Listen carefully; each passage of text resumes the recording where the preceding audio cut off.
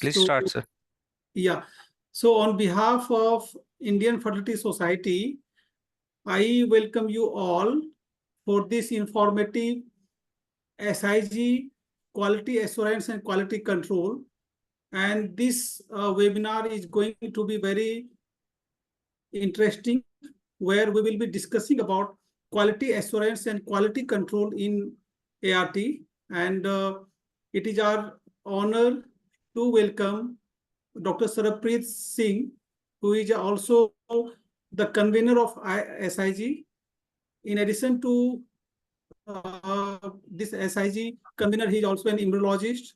He is a very good speaker who runs his own academy also, where he trains many embryologists and about the many training about many key skill. So on behalf of Indian Fertility Society, I welcome Dr. Sarabpreet Singh, and I request him to start talk on introduction to quality assurance and quality control in IVF. So welcome to SIG Embryology, Sarabpreet sir. Please proceed with your talk. Thank you, Dr. Dayanidhi, for the kind words. And just a small correction. This program is being hosted by both SIG Quality Control as well as SIG Clinical Embryology. So I would like to make that small correction in what Dayanidhi said. Okay, thank you for correction, sir. Thank you. 1 second, I'm just starting.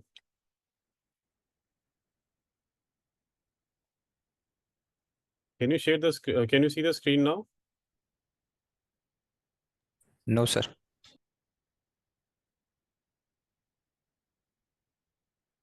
Can you see it now, sir? Now it's visible. Just 1 second. Give me 1 second.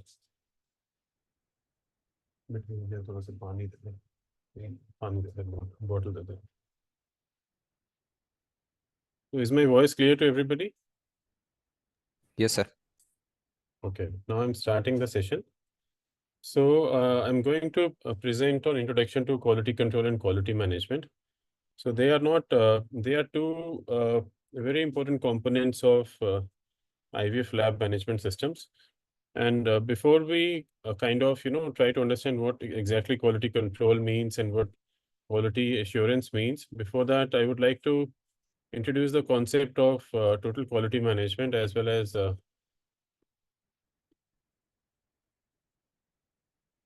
just 1 second.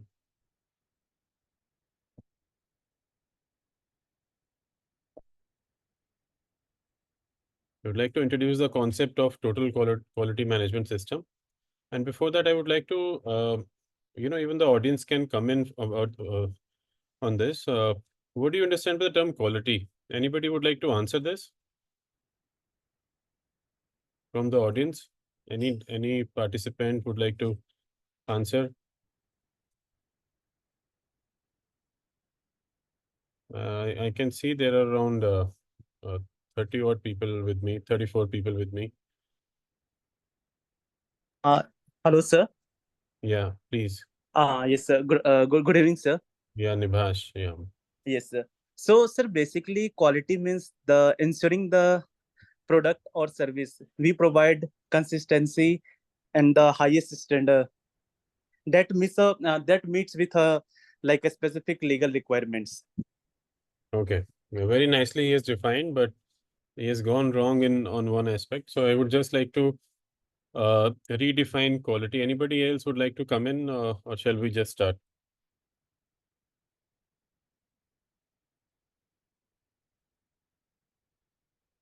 So quality is a distinctive attribute or characteristic possessed by someone or something.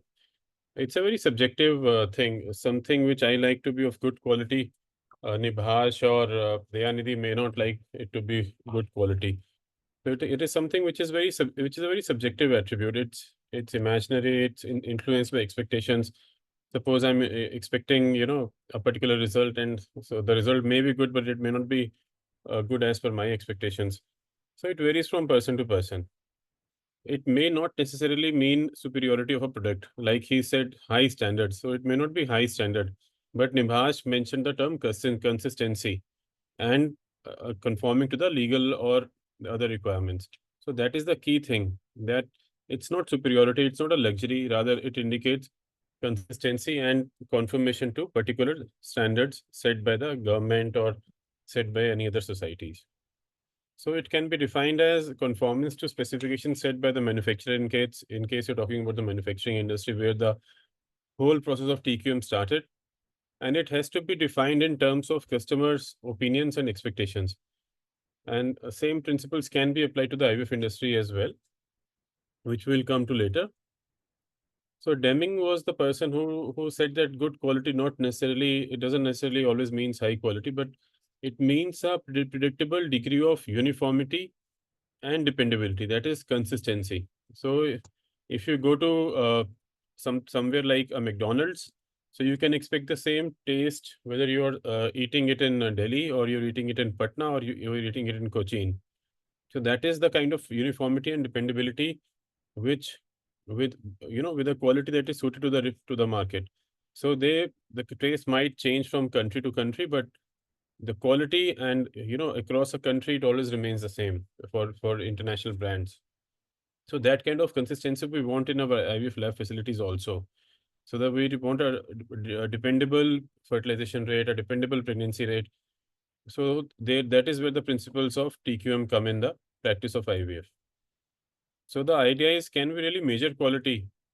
So the answer to this is the only objective and measurable aspect of quality is the process. So you have to define the process and you have to define certain attributes which you can measure. So process is a set of activities that uses resources to transform raw material, supplies, and labor into services or outputs or a product. If you look at the production process, it starts with planning, then you communicate with the customer, you design, develop, and you provide a service. And ultimately, the most important part is a customer feedback, customer satisfaction, whether the production process or the product is being likened by the customers or not. And then depending on the customer feedback, the whole process starts again. You again plan, you again design, develop, and again give the service. And all the steps in this particular process which I have mentioned are under a strict quality control. Now, that is where the philosophy of TQM comes in, or the quality control comes in. So quality management is the integration of quality activities into a strict management philosophy. So that is where the TQM comes in. If you look at the history, so I'll not like to go into the detail of history, but there are many leading people who deserve some mention here. But because of paucity of time, I would just like to say that quality management, the history or the philosophy, what exactly it means to eliminate variation and improve processes. If you look at the previous chart, control, control, control, that is the key. So the control will eliminate the variations and improve processes.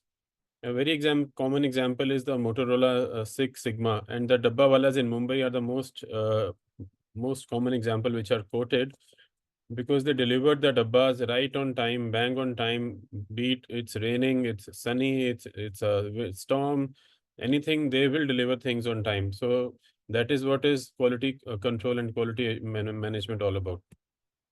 Uniformity, consistency, and dependability. So nobody stays hungry in Mumbai. So total quality management is, the basic natures are, it's absolute, comprehensive. It has a quality or a character which distinguishes it from its peers or neighbors. And when you talk about the administration, and you're planning and controlling things at the right points, as well as dealing with the people. So this kind of management philosophy, it ensures long-term success. It involves all the members. It's very comprehensive. It focuses on improving quality, efficacy, and effectiveness are the keywords here. And ultimately, it's all about customer satisfaction and customer feedback. And it's a repeated cycle which goes on to improve the production process. The principles of TQMS are the leader should lead by an example. We have to develop a quality culture, which we will discuss in slides to come. And when we talk about TQM in IVF, you should know patients and their expectations. And in IVF, every patient has just one expectation: to have a single healthy live birth. And when you are, integrating TQMS into IVF, you have to define the process, or you have to break down the IVF cycle into small processes, which you can easily control, which you can easily troubleshoot. You can do a root cause analysis, and the staff should have a clear instructions about objectives, strategy, and targets, and their roles and responsibilities should be clearly laid down. You should identify risk and try to mitigate it. A simple example of risk mitigation is, telling the staff not to wear any perfumes. So it's like, you're mitigating a risk. Measuring performance and patient satisfaction. Your KPIs help you in measuring performance, your performance, as well as, a good KPI will ensure patient satisfaction. It's like a collective responsibility. And if you look at this very commonly used chart, it's about customer satisfaction, the result, it's result oriented, and the whole process is always measured. And the bottom line is, you can't control what you can't measure. So you have to measure each and every step of the whole process. The benefits of TQMS or quality control system are that the service is provided in a standardized way. Results are measured, analyzed, and because of the feedback system happening, the improvements are done constantly, and it increases the operational efficiency and profitability. It guarantees a service with excellence and stable and consistent results. But is it suited to running an IVF lab? That's $1 million question.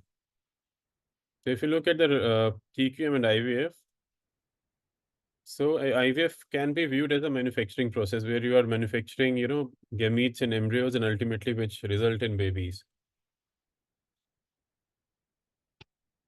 IVF can be viewed as a set of interrelated processes, and every process in this is subject to variation. And as embryologists and as clinicians, all of us understand this line, that each and every process is definitely subjected to variations by means of patient age, by means of operator handling, proficiency, and so many other things.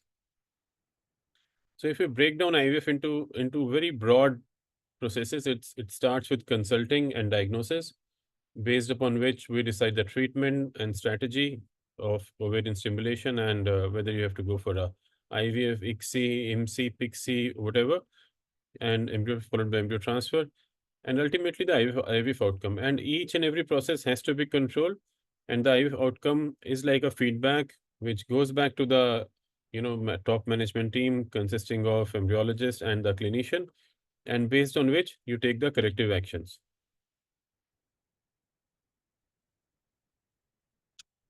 You have to reduce the process variations. That's the key thing. So when I talk about quality control, quality assurance, and total quality management, so quality control is a subset of quality assurance. If you talk about quality control, it is simply the establishment of quality specifications for each characteristic. It assesses procedures and used to determine conformance to the specifications you have laid down. For example, you want your incubator to be working at 37 degrees, and any deviation between below 36.8 and more than 37.2 have to be reported. That's like conforming to particular guidelines which you have set. That is the process of quality control. And you have to take any necessary corrective action to bring it, back to conformance. Whereas quality assurance, quality control is a subset of quality assurance, and quality assurance is, monitoring the effectiveness of quality control system and indicating preventive and corrective actions whenever they are required. So it is like viewing the process, the whole process. A very common example I give is that if suppose you are going from Delhi to say to meet Dayanidhi in Patna, and you decide to drive down. So you will obviously, check various components. You will check your documents for your car, or you will check the tire pressure, you will take the petrol. So these are all part of quality control system. And when you drive down from Delhi to Patna, suppose the whole journey is around say 10 hours, but it was supposed to take 6 hours, but I reach in 10 hours. So I'll go and see the whole process, and I will, like to pinpoint the situation where I've gone wrong. So the whole process viewed in entirety is the process of quality assurance now. And if I again and repeatedly go to from Delhi to Patna, how much hours I'm spending? Suppose I'm spending 8 hours. So that's a consistent result. I'm achieving that target in 8 hours. So that is about quality assurance. And if I'm going wrong, then I have to look back where I've gone wrong, whether something went wrong with the tires, or I was stuck in a traffic jam. I chose the wrong time, the wrong driver. So you have to rework the everything. And another subset is quality improvement, or it's like you have to constantly increase your efficiency and effectiveness. A single gas incubator might do the job for you, but adding a triple gas incubator is a part of quality improvement. So you have something which can do the job. You can drive down in a manual car, but when you buy a automatic car with a Bluetooth audio, then that becomes part of quality improvement. Your job was being done, but you want to do it in a better way. So that's all about these three terms, and total quality management we already discussed. Previously, the focus was more on quality control, but now the focus is shifted to total quality management,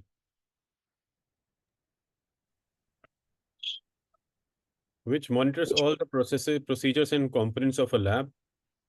And it not only includes the pregnancy and implantation rates, but also systematic survey and check of all lab materials, supplies, consumables, disposables, equipments, instruments, SOPs, procedures, as well as it includes the risk management, staff training, education, and corrective actions. So it's a very comprehensively built system. Either you can implement it in a top-down manner, which is ideally suited for new clinics, or you can have a bottom-up approach where you take the feedback from the staff, and it is ideally suited for established clinics. Now, again, when you are doing implementing TQMS, you need to certify. So with the new law coming in, it is a part of your certificate. So without those certificates, you cannot practice ART. You also have to go for some accreditation, which is absolutely voluntary. And when you do the KPIs and other procedures, you have to benchmark them and follow the right SOPs. So when I talk about certification is simply a process whereby an organization meets a series of standards that are recognized as being relevant to that organization. Suppose if I'm, certifying, when you have, I'm sure most of us would have had our ART audit by now and would be having some certificates.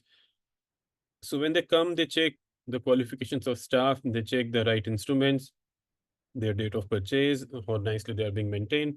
So all this is part of being part of certification. It provides a testimony that a structured QMS is in place according to the standards laid down by the government or by any international standard. So a lab, okay, let me come to accreditation first, which is completely different from certification. Certification you have to do as per the legal requirements, but accreditation is something which is a voluntary compliance with a series of standards or guidelines, which every lab must follow or should follow, and it includes adequate services. It includes competence of services provided, including space, facility, the qualifications of the personnel, etc. So it is absolutely voluntary, and a certified lab may have a poor result, but an accredited lab is not likely to have a poor result, because if it is having a poor result, then it is not conforming to the competence, or it is not, or it's a case of non-compliance.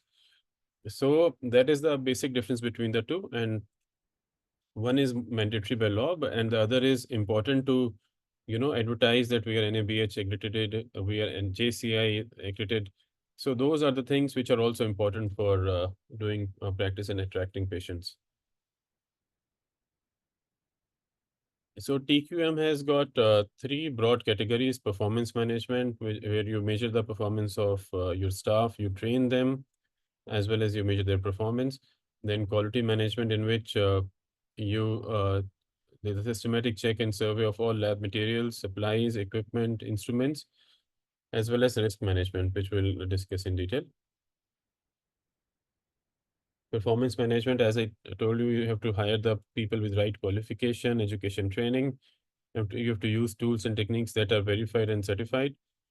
And the staff should be involved, committed, and there should be a sense of ownership, which provides them with enhanced job satisfaction. It is essentially a teamwork, and the performance has to be measured with the help of KPIs. And when you talk about KPIs, it is there are two things. One is a competence, the other is benchmarking. Suppose a particular lab is doing a job and they're getting a fertilization rate of 70%. So that is the lab is competent. And the other one is getting a fertilization rate of consistently 95%. And that's like a benchmark with others also follow. So benchmarking is something, it's a proof of what is possible and it's comparison against the best standard. Whereas competence is something which is, uh, you know, uh, which is good enough to do the job, but not the best. So if you talk about KPIs, we have got two reference indicators. We've got five KPI, five PIs, and we have got 12 KPIs. So we'll not go into the details. So the KPIs should be smart. They should be specific, measurable, achievable, relevant, and time bound, and they should define the lacunae as well as they should be giving the references from where they are picked up and what all they can measure and what all they can't measure. And but they should also, indicate the confounding factors. Suppose there should be a difference between the KPIs measured for ejaculated sperm versus the testicular sperm. So it should be clearly mentioned in the KPIs so that the expectations also change accordingly of the reviewer. So why do you benchmark the KPIs? Because it helps you in, reassuring your patient that you can deliver the expected outcome, and also to reassure yourself that the KPIs are being delivered, are comparable to the competitors. These are the two ways of two advantages of measuring the KPIs. When you talk about quality management, the each system has to be broken down into a number of processes, and also we should include the factors which are influencing these processes. So if I take the example of look at the left figure in which they have described IVF very simply: sperm plus eggs, do IVF, and you get the embryos.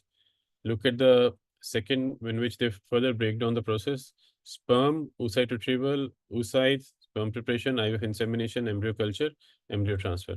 And look at the third one, they again break it down into further many processes, including, semen analysis, sperm preparation, oocyte culture, IVF insemination, FERT check, embryo culture, and so on and so forth. So you go on breaking down the process and making it in a way more simplified and in a way more complex also to evaluate. Look at this figure in which they decide to, they also include the cryopreservation, the PGT. So everything they try to include along with the basic processes and embryo assessments at various days. So it's becoming more and more complex, as well as the processes are becoming shorter and simpler, but the whole process becomes the whole cycle becomes more and more complex. So when you talk about the KPIs, you define the mean as well as the control limits. And also you define the warning limits. So warning limits, generally, if you are studied stats, then mean plus minus 2 standard deviation is the warning limits, and plus minus 3 standard deviations, which is the 99th percentile, is the control limit. And warning is the 95th percentile. So this is how the KPIs are evaluated. So it helps you in diagnosing an upcoming problem early on. So SOPs have to be defined for all processes and procedures, and you have to ensure that they are strictly followed.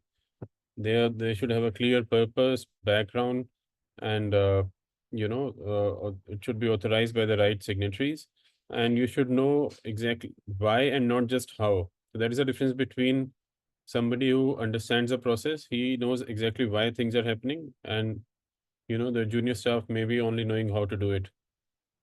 KPIs should be respected, followed. There should be no experimentation, and there should be any deviation from KPIs should be reported immediately. Also, all your SOPs should include the necessary actions in case of equipment malfailure or equipment malfunction or failure. Quality control, again, two types: internal quality control, in which it indicates your lab performance, and it's done with the help of KPIs. Whereas an external or quality control, it is an inter-laboratory comparison, and it's done for both embryology and embryology lab. And EQ especially specifically helps in avoiding complacency and going for the benchmark. Traceability is again very important, especially anything which is coming in contact with the gametes and embryos, including the people who are handling the gametes. Everything should be very clearly documented and noted on a piece of paper, or soft record should also be kept in case of if you have those kind of gadgets and equipment. So, and a simple example is this is a simple example of where you keep a record of your medias and the medias, when the medias what is the expiry date, what is the batch number, oil media, high days, PUP, so on and so forth. And if you're introducing anything new, you should clearly mention on this sheet. And also, you should clearly mention that who is doing the procedure, because as traceability, embryologist is, or the operator is also in contact with the gametes, or he is handling the gametes, and also the person who is witnessing. So these two should always be mentioned on your record sheets. Who is checking the embryos on day 3? Who is witnessing? Similarly, freezing, thawing, everything has to be mentioned very clearly. In case you are taking any services from a third party, a detailed MOU with the third service provider should be there in your records. AMCs, PM, the annual maintenance contracts, preventive maintenance, emergency maintenance services, everything should be clearly mentioned on a piece of paper, and it should be nicely documented. When you break down the whole IVF into small processes, it becomes very easy to do a failure mode analysis, as well as to do a root cause analysis, because you exactly know where you have deviated from what was the right process, or what you were doing right previously. And when you identify the confounding factor, then you have to troubleshoot. And as part of all SOPs, troubleshooting should be a part of your SOPs. So if this goes wrong, there should be simple algorithms laid down. If this goes wrong, you have to do this. If this goes wrong, you have to do this. So all these should be nicely mentioned on a piece of paper.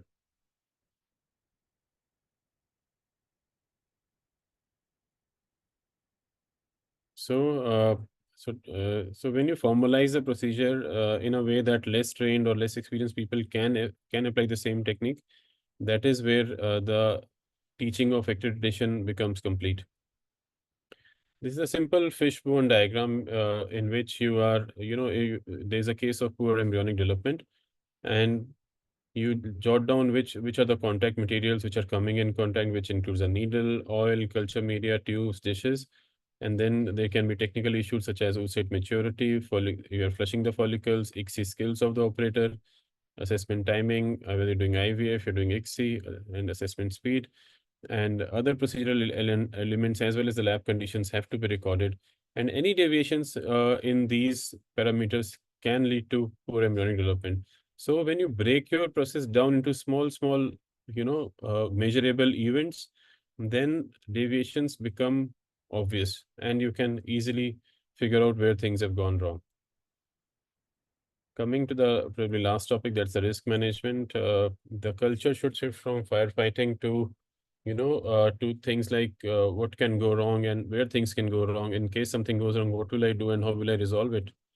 So there should be no surprises in the lab or in the clinics also, for that matter.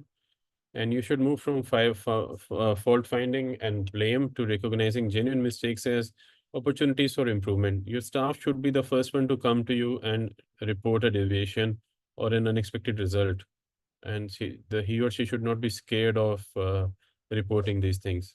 They should be encouraged to report them. Any high risk area is, suppose you're manning there are less number of staff, and as they're not as per the number of cases, somebody is overworking, it's inexperienced or poorly trained. Usually people are in denial. Everybody across the country has got excellent results, and I've never seen anybody who has reported that my results are not good. So there is some sort of a denial, which is a part of human nature. So maintenance and monitoring can be achieved with the help of alarm systems, or they can be achieved with the help of physical inspections. So it's purely a personal choice whether you want to do it manually, or you want to do it electronically, or you want to do both. There are various alarms available in the market by various companies. You can opt for any of them. You can also monitor your cans and lab conditions. An example of risk elimination is wearing no perfume. So the VOCs are filtered out. Whereas an example of risk reduction or risk minimization is split fertilization, split culture into 2 incubators with 2 different sources of gas, split storage in 2 different liquid nitrogen containers of the same patient, obviously, all these things. A weekly audit, witnessing RFID barcode, and taking responsibility also is part of risk minimization. Rather, denial is not in that case. And you should always train your staff to work independently. They should work out of this safety net and be competent enough to they should be slowly matured and trained to work independently.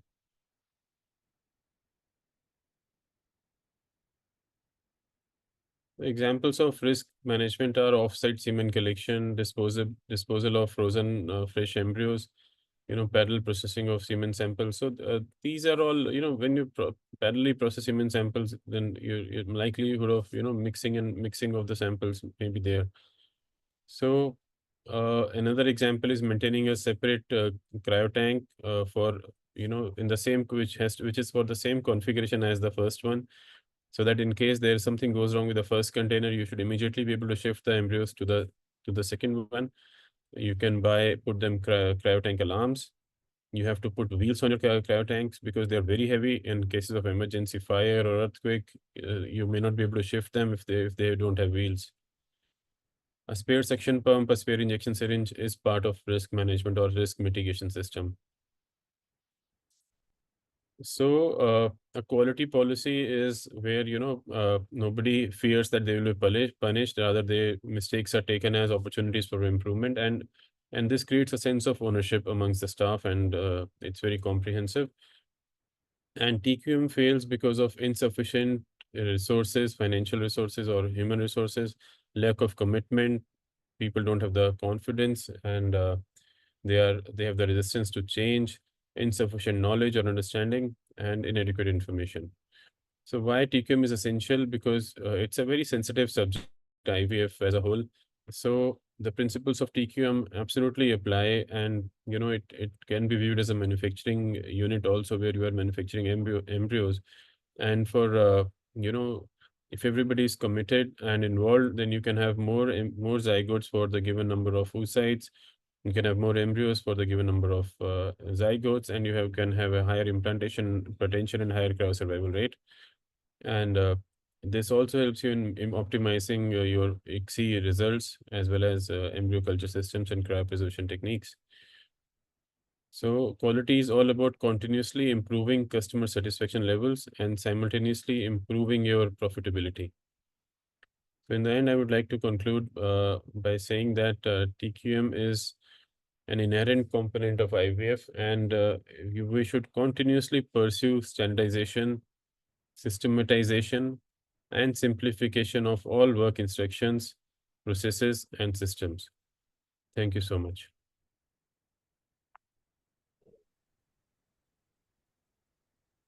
Thank you so much, Dr. Sarapit. It was an excellent presentation. I think most of the things people are understand, but there are a few questions from my side as well. I don't know. There Sir, are questions. I can't hear you, sir. Be a little louder, Yeah, please. yeah. So I'm Sorry. trying. Actually, there is problem with my connection also. So there are one or two questions from my side. One is that how documentation is important for quality control. What is your take on that? Documentation. Just Documentation. elaborate why it is so important for a total quality management system. So documentation is extremely important, because if you don't document, how will you measure things? How will you come to know where things have gone wrong? So documentation, I think it's not only about mentioning the records of a patient. It's documentation is also about who cleaned the lab, and who is the ICSI operator, who is the witnessing person, and it is very comprehensive, and it is extremely important to document things, because not everybody has an electronic witnessing system, and not everybody can record things electronically. So it is very important to document things, I feel. Mhm. And one more thing that you told us about benchmark also. Yeah. So is it different for other labs? Different lab have different benchmarks, or it is just like same? So if you look at the KPIs by Vienna Consensus, they have clearly defined the benchmarking as well as the competence levels. So anything which is defined by an international body is like a gold standard, and you have to follow it. And it is like comparing yourself to the best and trying to reach that level, and trying to reach that level consistently, and repeatedly. So that is the advantage of following the benchmarks and targeting them, and it helps you in avoiding any complacency, and because people might be happy with competence levels also, but ultimately, if you have to target the best, then you can't afford to be complacent. Thank you so much, Dr. Sarpreet. Is there any question? Yes, Dr. Ved. Good Yeah. evening, everyone. Hanji, please. Yes, hi, Dr. Sarpreet. How are you? हाँ जी, बस बहुत बढ़िया, आप बताइए। Yes. I have one question, simple question. That we are talking about the best. Best are there with a document like we are talking about this TQM. Then Vienna Consensus is the document which we can follow for achieving or targeting the best, and following the Aero Consensus for the laboratory parameters by maintaining the labs.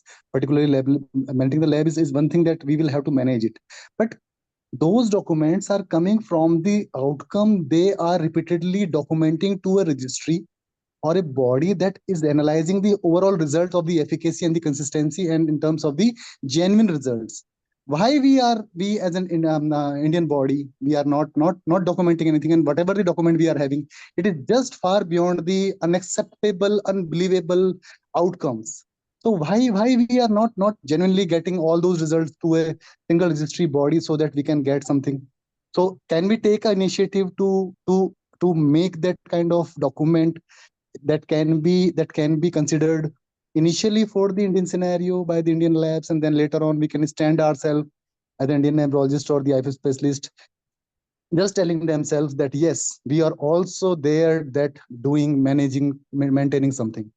So is it not the need of ours to initiate something to to to be come up with the document that should be collective effort of all, and that can be considered in Indian scenario initially by us, so that we can target the best? So Yeah, this is missing. That's a good suggestion, Yogesh, and I believe you're part of the quality control SIG. I think you're one of the conveners. Yes, that's why, So I that's think what you are the right person to take this initiative. yes, And I will. we are all with you, and we would like to communicate our lab results, lab conditions, and Okay. why don't you take a lead and do Yes, this, because you are at I the will. right position to do it under the guidance of Dr. Ved and Dr. Dayanidhi. Okay. So I will talk to them personally, or somehow on a group, including other experts like you or Talwar Saab. I will just collect all those things in one platform, and will try to initiate something that everybody is writing, that 80% result, 90% result. Is it really there? But No, we are Yogesh, not even. can you really expect some? I mean, you can't go in the lab and get No. the result. You still have to, believe what people are, going to transmit to you when you ask those Yes, questions. yes, I will ask, and primarily I'm not asking anything. I will ask only for one aspect. That is number one, the blasis formation. Number two is the CPR. So I will target these two aspects to get something from all the labs so that we can get something the genuine, and then we can make some of the document that can differentiate the types of lab where different designs, different kind of lab, where kitchen types of labs, AHU labs, high-end labs. There are labs which are having multiple incubators, where the labs which are having only 2 incubators, some multiple loads. So these are the aspects that we will have to look into before, because these are the statements everywhere written. We can get these statement everywhere. Last days also in year 2019, yes, 2019, we started to make some consensus document in Indian scenario under the aegis of ISAR. But can you imagine that document? Not a single line is written about this TQM, and we are talking about this high-end consensus document. You can go through that document also, but it is this a time to initiate something, so that under the aegis of IFS, at least we should have some of the documentation for the TQM, quality control, assurance. That these are the statements we can get everywhere. But this is the time now for us to take initiative and get. I will initiate. I will take the initiative and will communicate to you, all of you. And in that regard, I will ask and I will call Talwar Saab also, just to guide us for getting something written document. So as far as Yogesh, I understand, I'm not aware of the ISAR quality control documents, but they did take an initiative to. Actually, I contributed to that. That's why I'm telling. Okay. So Yes, I was the contributor of this quality control management. The other thing you said was some labs are doing few cases and there are few incubators. Some labs are doing many cases and they have many incubators. So what I understand is whatever number of cases and whatever the number of incubators, you have to work in a way. Reporting. Most of the labs have to work in a way that they get uniform and consistent results. That is the principle of TQMS. So That's fine. That's fine. But we are not having that kind of one platform where genuine outcome is being noted or counted or registered. This is the issue. Everybody is saying same language. Why if it is same for all kind of I scenarios, think you should take then an initiative. where are we? And we are all with you, Dr. Yogesh. I really appreciate your efforts, and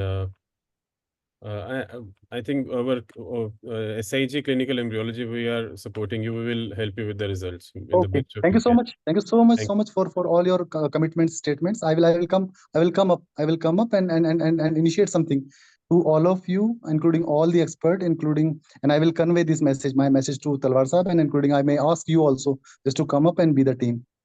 Definitely, Okay. Yogesh. Thank you so much. Thank you so much.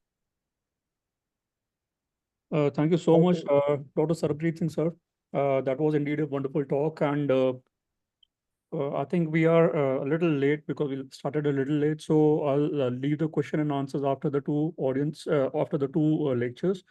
We'll want to start with the next talk, and for the next talk, we have Dr. Dayanidhi, and he'd be talking about ensuring excellence. And I think there is no more apt person than Dr. Dayanidhi to talk about it, because he is leading India's biggest fertility center and has an extensive experience of handling multiple centers, and he is the embryology head at the Patna Center. And I'm pretty sure that the insights that we gain today from Dr. Dayanidhi would be very lucid and help us in our day-to-day laboratory and clinical practice. Dr. Dayanidhi, can you share your screen, and can I have your first slide of CV as well? I'm just trying to share my screen. We don't need a CV slide for you because Yeah, I have just. you have all the accolades. You have been the National Embryologist of the Year for I think so many years now, whether it is ET Healthcare Awards or Voice of Healthcare, or and besides everything else, I have to confess that Dayanidhi is a really good friend and a very wonderful human being and a gracious host. So thank you for all of that. And let's see. My CV now? Yeah, we can get started with the presentation right away. Yeah. Yes. So Good evening, everyone, and first of all, I would like to thank the IFS for giving me chance to speak on this topic, ensuring excellence, the impact of quality on IVF laboratory.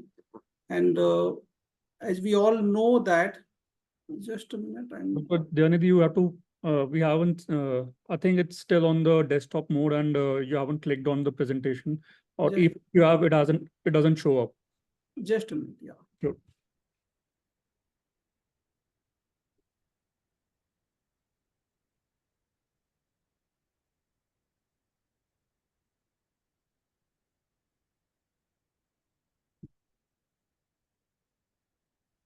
I'm just starting sharing again. Sure. It's not coming.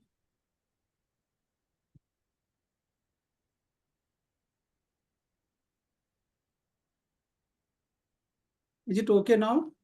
Yes.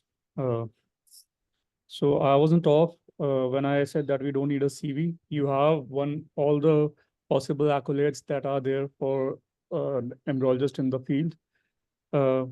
You have an extensive experience, and you are the first embryologist in India to pursue masters in clinical embryology and PhD both in clinical embryology. So I think we can get started because of the paucity of time. Thank you. Yes. So good evening again to everyone, and it is my honor to speak on this topic. And before that, I would like to thank Dr. Pranay for this introduction. And before me, I think Dr. Sarpreet sir had taken an excellent, or you can say very, very informative lecture, where he explained each and every part, each and every, the steps of quality. I think QAM, quality, QC, QA, everything. So now my job is very easy because I don't have to explain each and every step in detail. So I'll be just talking about the accreditation part. So my topic for today's webinar is the ensuring excellence, the impact of quality on IVF laboratory. So what I have understood in my immunology career that the IVF, or what we do as an immunologist in the laboratory, is handling the gamete and getting good embryos. So fertilization, we can say that we all know that sperm is the smallest cell of our body, where the oocyte is the largest cell. And when they meet together, it forms a blastocyst, and that ultimately give rise to a pregnancy. So I can say that this is one of the most beautiful love story of life, where a smallest cell of our body give rise to, fertilize the largest cell and give rise to a beautiful blastocyst. And ultimately, this love story completes with the live birth after 9 months. So success of any ART process, mostly 60 to 70% of this depends on laboratory. And the entire success is also dependent on carefully controlled condition in every aspect of the IF routine. So when we start clinically, from the patient will come, then the stimulation will have oocyte quality laboratory. So it's a complicated process, but when we see this cycle that is explained by Sarpreet sir, that is a multiple steps, and these all steps will have its own effect on the success of ART or success of the patient. Now, QA/QC already explained by Sarpreet sir. The quality assurance is again a systematic approach that involves setting quality standards and process, creating guidelines, conducting measurement, and reviewing the changing workflow. Whereas quality control is the process that involves inspecting products to identify and correct defect. So QC is usually carried out by a specific group of individuals, such as inspector and project engineer, who document items that need corrective action. So when we talk about the quality accreditation, basically, we all, sometimes confused with the regulation, licensing, accreditation. This looks very confusing with each other, but when we talk about the regulation, So regulation is basically a legal requirement to which an organization or individual must conform to operate. This also compliance is often verified by inspection. That could be the examination for individuals or organization confirmed by the assurance of a license, just a PC penalty license or nursing home license. These are regulations which we need to follow. The PCPNT regulation or ART regulation. Now, the accreditation part is a collegial process based on self and peer assessment, whereby an authority body, basically it's a non-NGO, gives a formal recognition that an organization is involuntary. So that's what always we need to remember. The accreditation is a voluntary compliance with one or more standards set by authority body. And when we talk about the licensing part, this is the process whereby an organization or individual is identified as being compliant with required regulation. Now, when we talk about the key benefits of any certification or accreditation, basically it involves or the steps of this accreditation mainly improves the quality of care provided in the hospital. This also gives recognition of individual training and competencies by providing education. So it also includes training part. This also improves the management structure.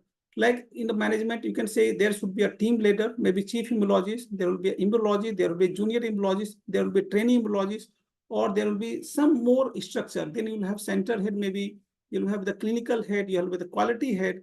So it also improves the management structure. This also leads to cost reduction via quality improvement policies. So definitely when we go for the quality initially, it looks like that we are investing so much of money in this accreditation part or certification part, but later on, it reduces the cost via quality improvement policies. Definitely, it leads to patient satisfaction. So when we start implementing quality or certification program, the thorough, the quality indicators or maybe the quality, the auditing part, it will ultimately improve the patient satisfaction. This will also third-party recognition for reimbursement of treatment. So, when we talk about the insurance policy or when we go for the reimbursement of our treatment, this also give reimbursement in a better way. They acknowledge our the certification, better market position, and also it acts as a firewall in cases of litigation. Now, accreditation standards. So accreditation standards are most definitely not the minimum standard. It cannot be the minimum standard. Definitely, it is a process by which we need to improve every time, but this cannot tell you about the minimum standard. So accreditation standard contains the technical specification or criteria that must be applied consistently. Means every time you need to apply this specification or criteria. So later on, I'll be speaking about the QI or maybe some other, the certification organization. So I'll be telling about these all the parts. But the whether as rules, guideline or definition of characteristics, or this also accreditation standards to ensure that materials, products, processes, and services are fit for their purpose. So that's also important for this to understand. Now, QMS system is already explained by sir, but we all know that if you talk about the QMS system, it's a review. So this review can be monthly, quarterly, half yearly, or early. And the audit front would be the people where we normally audit the skill of the person. That could be process also. So once you get the semen sample, how do you analyze that semen sample? How do you process that semen sample when we get the oocyte? How do you process the oocyte? How do you handle the oocyte? How do you keep record of that? And then ultimately training also. Whenever they find any problem, they will have to undergo training to troubleshoot that problem or to improve the skill. Then you have QA/QC where we have logs, internal quality control, external SOP, and also we can go for the IoT where we can do the remote monitoring. through HIS system, through alarm system, electronic witnessing. So there are so many, the devices by which you can do remote monitoring also. So the entire part is, making one QMS system. Now, this is already explained by sir, so I'm not going into detail of this slide, but we have different, basic elements for QMS system. That could be scope, normative reference value, terms and definitions, management responsibility, resource management, product realization, measurement, analysis, improvement. So that's all part of a basic QMS system. Now, implementing QMS system in the IVF laboratory, already explained beautifully by Sarpreet sir. So I will not go into the detail of this PPT, but we have definitely, there are a few examples of national accreditation schemes. When we talk about the Australia, they have the Reproductive Technology Accreditation Committee, or RTAC. In Canada, we have Accreditation Canada, previously the Canadian Council of Health Services Accreditation. UK, we have Clinical Pathology or Accreditation Limited, or CPA. USA, we have Joint Commission on Accreditation of Healthcare Organization. In India, definitely we have Quality and Accreditation Institute, QAI, and also Center for Accreditation of Health and Social Care. Apart from this, in addition to this, we have also ISO, and some more are coming up nowadays. So beyond this national accreditation scheme, there is international accreditation by the International Organization for Standardization, that is called ISO, seen as a gold standard for IVF clinics. Now, what is the benefit of this accreditation or certification? So definitely it will improve patient safety and care. They enhance clinical outcome of the center. Also make standardization of the process, what you follow in the laboratory or in the clinical practice or in any of the process happening in the IVF laboratory or IVF clinic. This also continuous quality improvement. This also increases the credibility and trust between the patient and the team member or the doctor. They also, lead to more of regulatory compliance. They also enhance the staff training and competence. Data accuracy and reliability is improved after the certification. This also lead to reduction in the legal and ethical risk that may occur in the treatment cycle, and also the better resource management. Now, QI, if you see the QI, since our center is also accredited by QI, so if you see, we have got around 421 criteria. Criteria means it starts from the governance and leadership. So it starts from the top management system, top management, and also it covers it has got 7 standards in the one chapter, which this 7 standard contains, say, 22 criteria by which they assess the center. They assess the central leadership. Then we have the human resource management, where they have 8 standards that covers around 27 criteria. The facility and risk management, definitely it has got 15 standards, covers 91 criteria. Information management system that has got 8 standards, 38 criteria. Continual quality improvement, CQI. I will just tell you about the CQI, what it is, but it has got 8 standards that covers 35 criteria. Patient assessment and care, again 14, 58 criteria. Patient right and education, medication management and safety, surgical care and safety, hygienic and infection control. So basically, for a hospital, for a healthcare, for an ART center, this QI has got 91 standard that covers around 421 criteria. And when we try to improve or try to get accreditation of the QI, you have to compliance with all the criteria. So once you get all the paperwork, it's not only about the paperwork. Initially, even I thought that it leads to so much of paperwork, but now I must tell you, and I'm just telling you honestly, that our patient safety, success, everything is improved drastically by getting this QI. I'm just giving a simple example of, maybe it's a clinical practice, but yeah, code blue, that also has some role in patient safety. When we talk about the HRA, the insurance policy, SOPs, everything is covered in this entire QI process. So again, when we talk about the Reproductive Technology Accreditation Committee from Australia, again, it has got different criteria, chapters, standard, and we have to make sure to follow these guidelines, these criteria to get accreditation or certification. Also the ISO 9000 family of standards, if you talk about, they have got ISO 9000 2005, which includes quality management system, fundamental and vocabulary, covering the basic concept and language. Again, 2008, it covered the quality management system requirement, which sets out the requirement of quality management system. 2009, a quality management approach, so that is to manage the sustained success of an organization. 2011, again, guideline for auditing management system, providing guidance on internal external audit for quality management system. So these are all, certification will lead to complete improvement in the quality of care you give into the ART center. Now, when we talk about the quality cycle, we have got the plan, act, evaluate, and improvement. So planning is when you do when you go through the certification process, where you need to plan each and everything.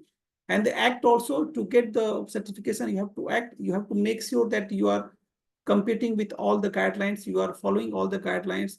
Then they will come and they will evaluate you, and based on the present situation or audit report, they will give you certain non-compliance or partially compliance or whatever their report says. Then you will try to again improve by planning. So it's like a cycle. So ultimately, any certification will basically give rise to start from the inspection, then we have the quality control and the quality assurance, and ultimately you achieve the total quality management. So when we I'm giving you an example, checklist in the laboratory before starting IVF. We all know that we have to do the laboratory setup as per guideline, quality control, assurance, standard operating protocol, culture media, ethical record keeping, team collaboration. So these are the checklist before starting IVF.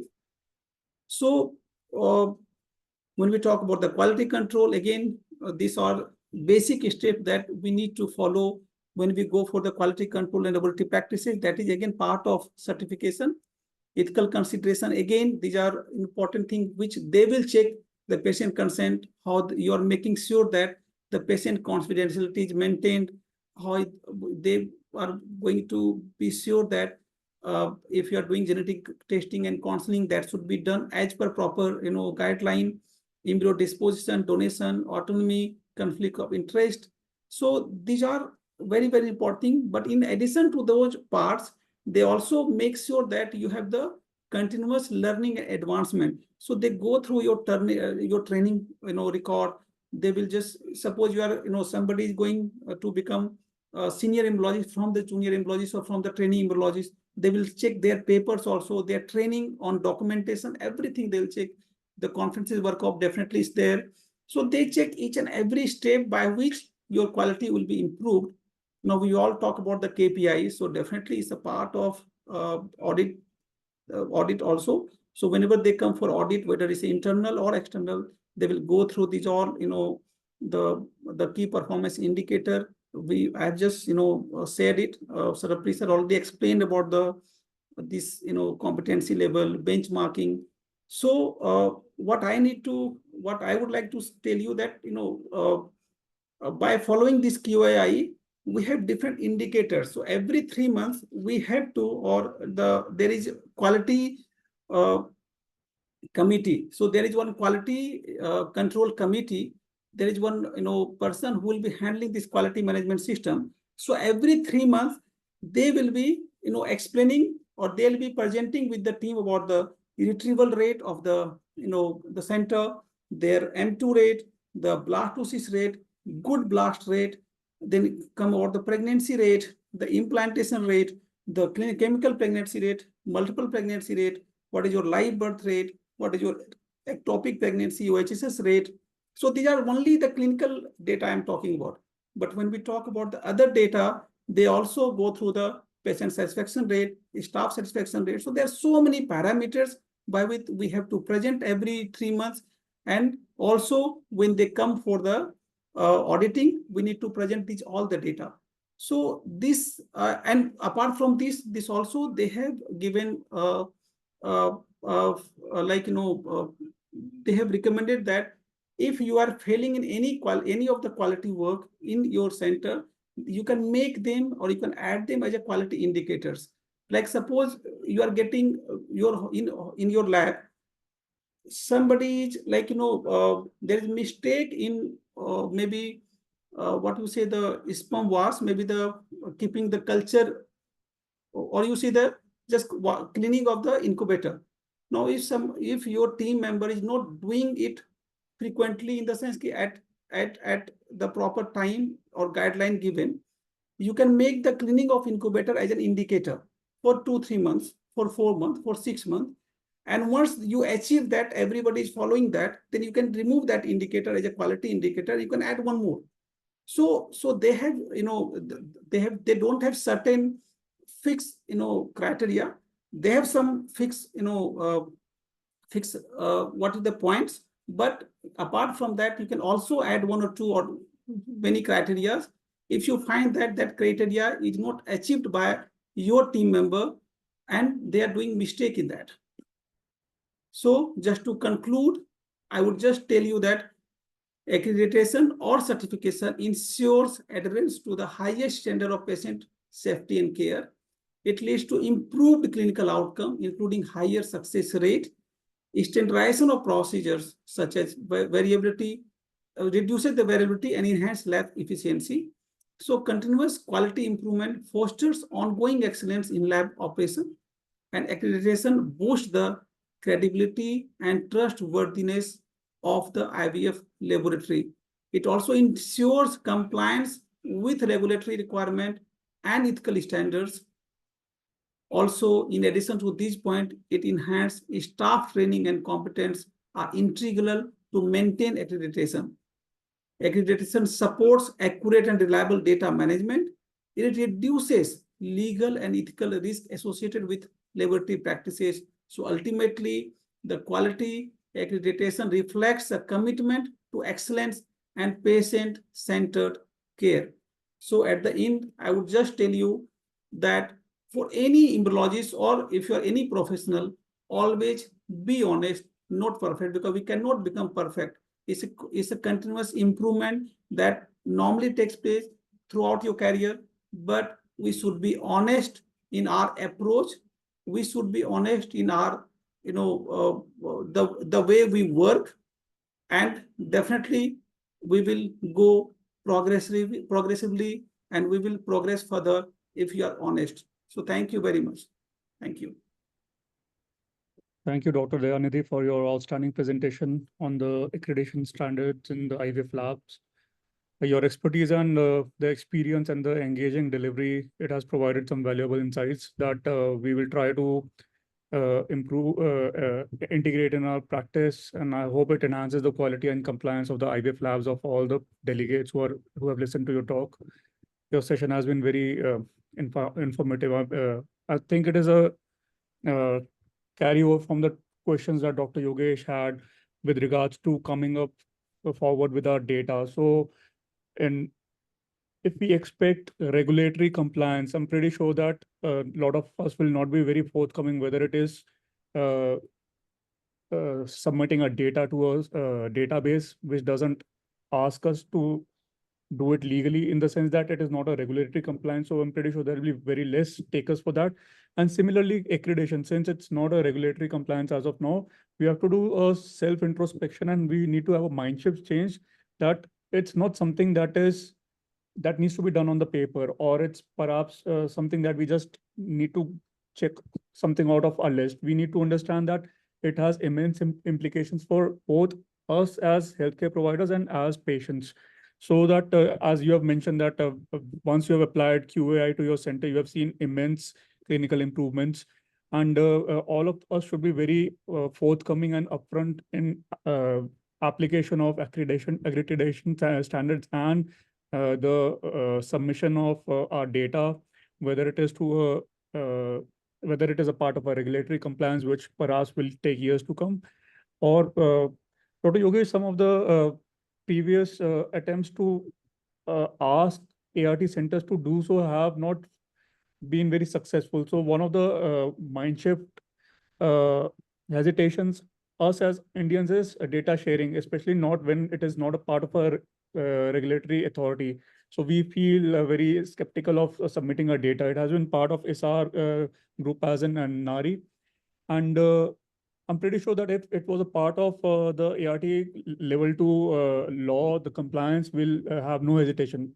So, but that being said, you have to also be a little empathetic towards the woes of the clinic owners and the program directors, because of late we have already been overwhelmed by so many regulatory compliances, whether or not they come under the prerogative of PNDT, because of late PNDT has been asking us so much data regarding not just data which is pertinent to gender selection, but NOCs with regards to fire safety, this and that.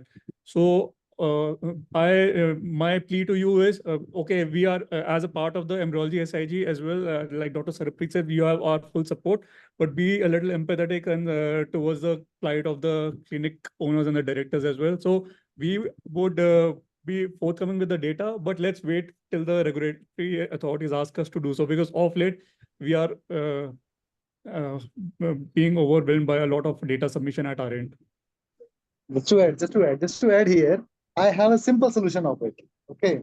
But the thing is that we as a clinic, personally the embryologist, who are reporting anything in terms of the positive outcome, number one, I don't ask anything. If as a all the members, how many members we are having under the IFS. If honesty is there, that Dr. Dayanidhi said that honest. Okay, I'm not telling that who is perfect, but we can be perfect. We can be perfect. Honesty, something is called as honesty. I will ask only two aspects. Number one, if a lady is having positive outcome, that's fine. Secondly, if that lady is having CPR, that will be having F form. So are we as an SIG members, all the clinicians, including a embryologist and a clinician where they are working, are they in a position to send that positive outcome of the lady and F form? That's it. My problem will be resolved. Are we in a position? This data has already been submitted to the PNDT. No. That's fine. That's fine. That's fine. But where is data is coming and where the data is processing? I think the adoption of the law is going to be in a phased manner. Right now, the first thing has come in, which is regulatory compliance and accreditation of the centers. I'm pretty sure that once that is streamlined, the next thing is definitely going to be obligatory data submission. So okay. I would like to. I'm coming to a one point. I'm coming to a one point, Dr. Dayanidhi. Just wait. Yes, I'm coming to only one point. Only one point. That we are performing donor cycles under the Regulatory Act of ART Act 2022. There are documents written that only 7 oocytes we will have to manage. Are we getting seriously 7 oocytes? If we are treating 7 oocytes for all the patients, then where will data this will come? How will be happening to the level of the competency of the oocytes and the embryos and the patients? Where the data is going? Are we in a position to just say that 7 oocytes for all and getting similar results? Are we in the right direction? All of us understand that the law is not perfect right now, and we can endlessly debate about it. Dr. Dayanidhi, you had something to... No, I think when we started with the PCPNT, we had many problems those days. But now at least we can say that in that department, we are streamlined. Definitely, it will take time. Now, the primary goal of the law was to implement everywhere. Now we have got ART boards. Definitely, they'll be functional in somewhere. It's very good, functioning. In some part, it's not functioning, but definitely it will happen. So I think we should just, try to see and wait, keep essentially for 1 or 2 years. Most probably, I think we'll be coming in the streamlined position. We are coming, definitely, if you compare ourselves with the 2 years back or 3 years back, definitely we are improving. But yeah, we need more improvement and definitely we'll be doing it. So, and I think we can do last question. Which accreditation system you are following? QAI. No. Which regulatory authority or any organization, any of the fund that where this accreditation you are following for your labs? Is there any written document of the accreditation system you are following? Yes, that's what I'm saying. Which one? We are- Which one? Which one? See, for the lab anyway, the licensing is different now. I'm talking about the accreditation part, that is QAI, Quality and Accreditation, Institute. One question is, some labs are started writing that they are NABH. What does it mean? NABH, no lab is a NABH, but they are writing. So where this accreditation I'm not system is talking, coming for us? we shouldn't comment on those lab or those center who is writing false thing. I'm here to tell me that my lab is doing this, my lab is accredited by QI, and I think we should, how can I comment on other center based on this? Yes, you will have to comment. The reason is everybody is saying 80% result. How is it coming? I'm pretty How we sure are getting the same results? I think we share your I think answer. we are going in a different direction. I think Yeah, we Doctor- should have the panel I think discussion. I think we should- I'll moderate this in a little streamlined manner so as to make a jump to the panel that is forthcoming. I share, Yeah, all of us share your angst with regards to how things are happening in India, Dr. Yogesh.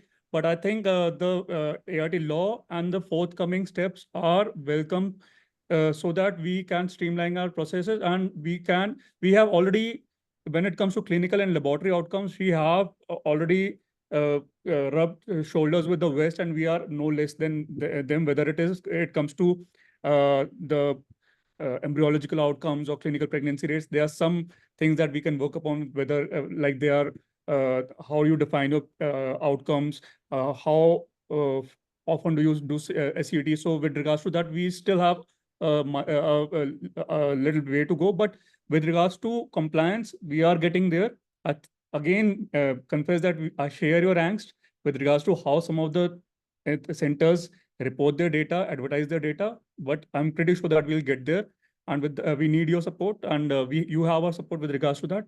Dr. Dayanidhi, I also would want to, before taking up questions from the chat, would want to thank you for the last slide, which says that we need to be honest and not perfect, in the sense that I'm pretty sure that all of us whosoever have interviewed candidates for lab or wherever, what we look for in the candidate is honesty, the way the candidate works, the ethics, and the perfection or excellence is something that they can be trained for, and that is wherein the accreditation and proficiency training come in. So with that, I'd like to thank you again for your lecture. If there are any more questions, we can have the audience type them in the chat box, or unmute themselves and talk directly on the Pranay, I think we should move. right, because, sir. we So already with that, late now. any further questions can be taken as a part of the panel, and we'll move on to the panel now. And I'd ask the panelists, the moderators, to take over. Thank you. I think Sanket is not available right now, so Rahul will take care, and maybe I will support him. Yes, thank you, sir. And Rahul, we can do one Yeah. thing. You can Yeah. ask directly to the panelists. They can introduce themselves. Okay. So I think Pranay, we can start with Pranay. Pranay is already there. So Pranay, please introduce yourself. I don't think you need an introduction, but just step So forward. I'm Dr. Pranay Ghosh. I'm a gynecologist and a clinical embryologist. I'm a part of the IHRA committee, and I think that should suffice. Thank you. I'm also the coordinator for the IFS SIG Embryology. Hello, next. Is Next, this Nawal. this Nawal, slide you are there. visible? Yes, Yes, sir. we can see. Okay. Nawal, please. Yes, Come sir. on. Yeah, please introduce yourself. Yeah. Good evening, everyone. So this is Naval Shah here. I'm working as a head for quality assurance operations for embryology department of Indira IVF and have 16 plus years of experience in embryology. Thank you. Thanks, Naval, and welcome to this panel. But Thank now you. you look 16. Yeah, you are right. Then, It's all perception. Yogesh, please introduce yourself. Yes, Yeah. next is Yogesh. Good evening, everyone. Myself, Dr. Yogesh, worked in a MAMC for nearly a decade, managed so many cycles, and right now I am just serving the society in a form of professor of embryology in University of Gurugram.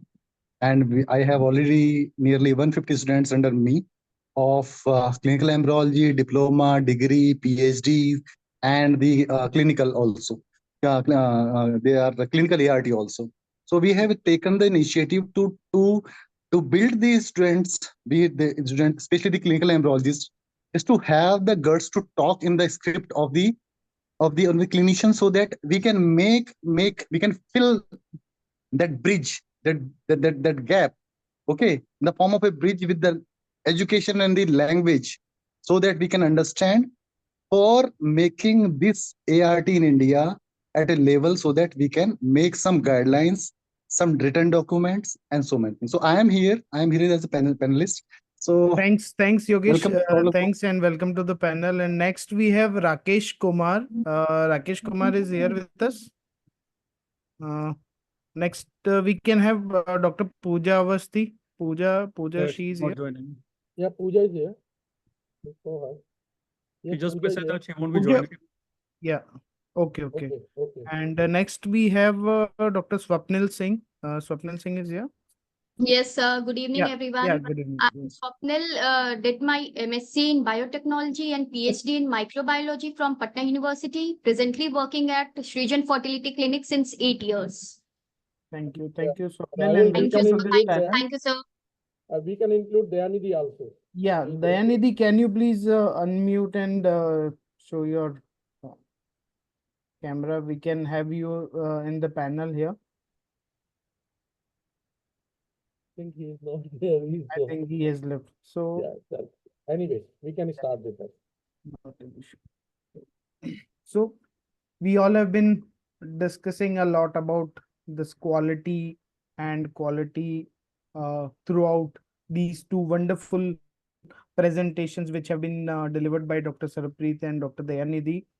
So we already know what quality is all about, what quality has its importance in it, and how quality factors can actually influence not only our embryology outcomes, not only our clinical outcomes, but also the patient satisfaction ratio and beneficial points to our clinic also for the routine functioning of the clinic. So we all know about these three basic pillars of quality, which is quality control, quality assurance, and whatever quality is there, these quality has to be improved day by day. What we were doing a decade or a 2 decade before, now that has all either being replaced by new techniques or tools, or either being upgraded. So we have to be in a place where there should always be a scope of improvement. So quality improvement is again a major task that to be done within the quality control and quality analysis. So this panel is open for all the panelists. I would like to know what basic quality indicators you look for when you look for something that is being related to quality. It's not only about the embryology, it's basically about the clinical aspect. What quality indicators you majorly explore about? Yeah, starting with Naval. Yes, you can share your views on it.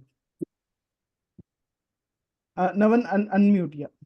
Yeah, thank you, Rahul. So this obviously, as you rightly said, the indicators are on very different fronts.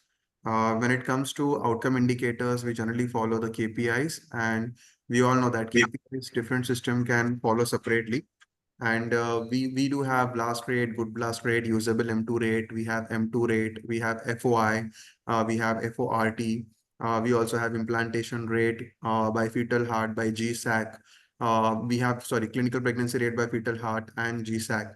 So these are some of the indicators which we do follow. At the same time, we do have our online Excel sheets with regards to daily quality control checks of the lab. So we have all the equipments being checked on the regular basis, and they come across on the live dashboard. So we have incubator readings of box type, we have incubator readings of benchtop, we have our closed working chamber. So we have the temperature readings of those also coming in. We have the VOC devices being placed at all the labs. So we have PM 2.5, PM 10, VOC, oxygen, CO, and also the formaldehyde. So all these parameters are also being monitored. So we have VOC, we have the temperature logs, and we also have the outcome KPI indicators. So all these indicators are summed across onto a dashboard where it becomes easier for us to analyze. Otherwise, it's a whole lot of data, which becomes very difficult to analyze. So we simplify it on the basis of analysis on the graphical user interface in the dashboards using Power BI, and then we monitor them accordingly. Yes, yes. Very wisely described by Naval that there are these n numbers of indicators are there. So, Pranay, now I would like to know your opinions, how you basically select those quality indicators, and how do you identify that this quality indicators may have more weightage or should be given more weightage other than the other quality indicators. So what is your selection criteria? So, with regards to how one parameter outweighs the other, is that it should be clinically relevant, in the sense that you can have n number of variables analyzed and n number of parameters described, but you have to choose only the ones that are clinically or laboratory-wise relevant. So I think, again, PNR Consensus has done a very succinct job of picking out those key KPIs, the reference indicators, and the PIs. So if we look at the KPIs, actually, we apart from the KPIs, the clinician is they are themselves responsible for maintaining the clinical outcomes. So that is from the Maribor consensus. So it would be the, like Naval also briefly mentioned, FOI, FORD, the so if I don't want to elaborate further, but with regards to FOI and FORD, but they will look at what they are expecting on the scan, corroborated with the E2 values, and whether the lab is actually reporting that in terms of maturity. Us as laboratory, we are again looking at the key performance indicators with regards to the oocyte maturity rate, the oocyte degeneration rate, fertilization rates with IVF, with ICSI, good quality embryos on day 3, utilizable blastocysts day 5, 6, 7, and implantation rates. Again, we have what do I say, delegated that part after implantation to the clinicians to chart. But in our review meetings, we do have the collation of the embryology and clinical data. So the early pregnancy, the clinical pregnancy rates and the ongoing pregnancy rates and the live birth rates are again something that the clinician is maintaining at their end. Yes, So yes, Pranay. Yeah.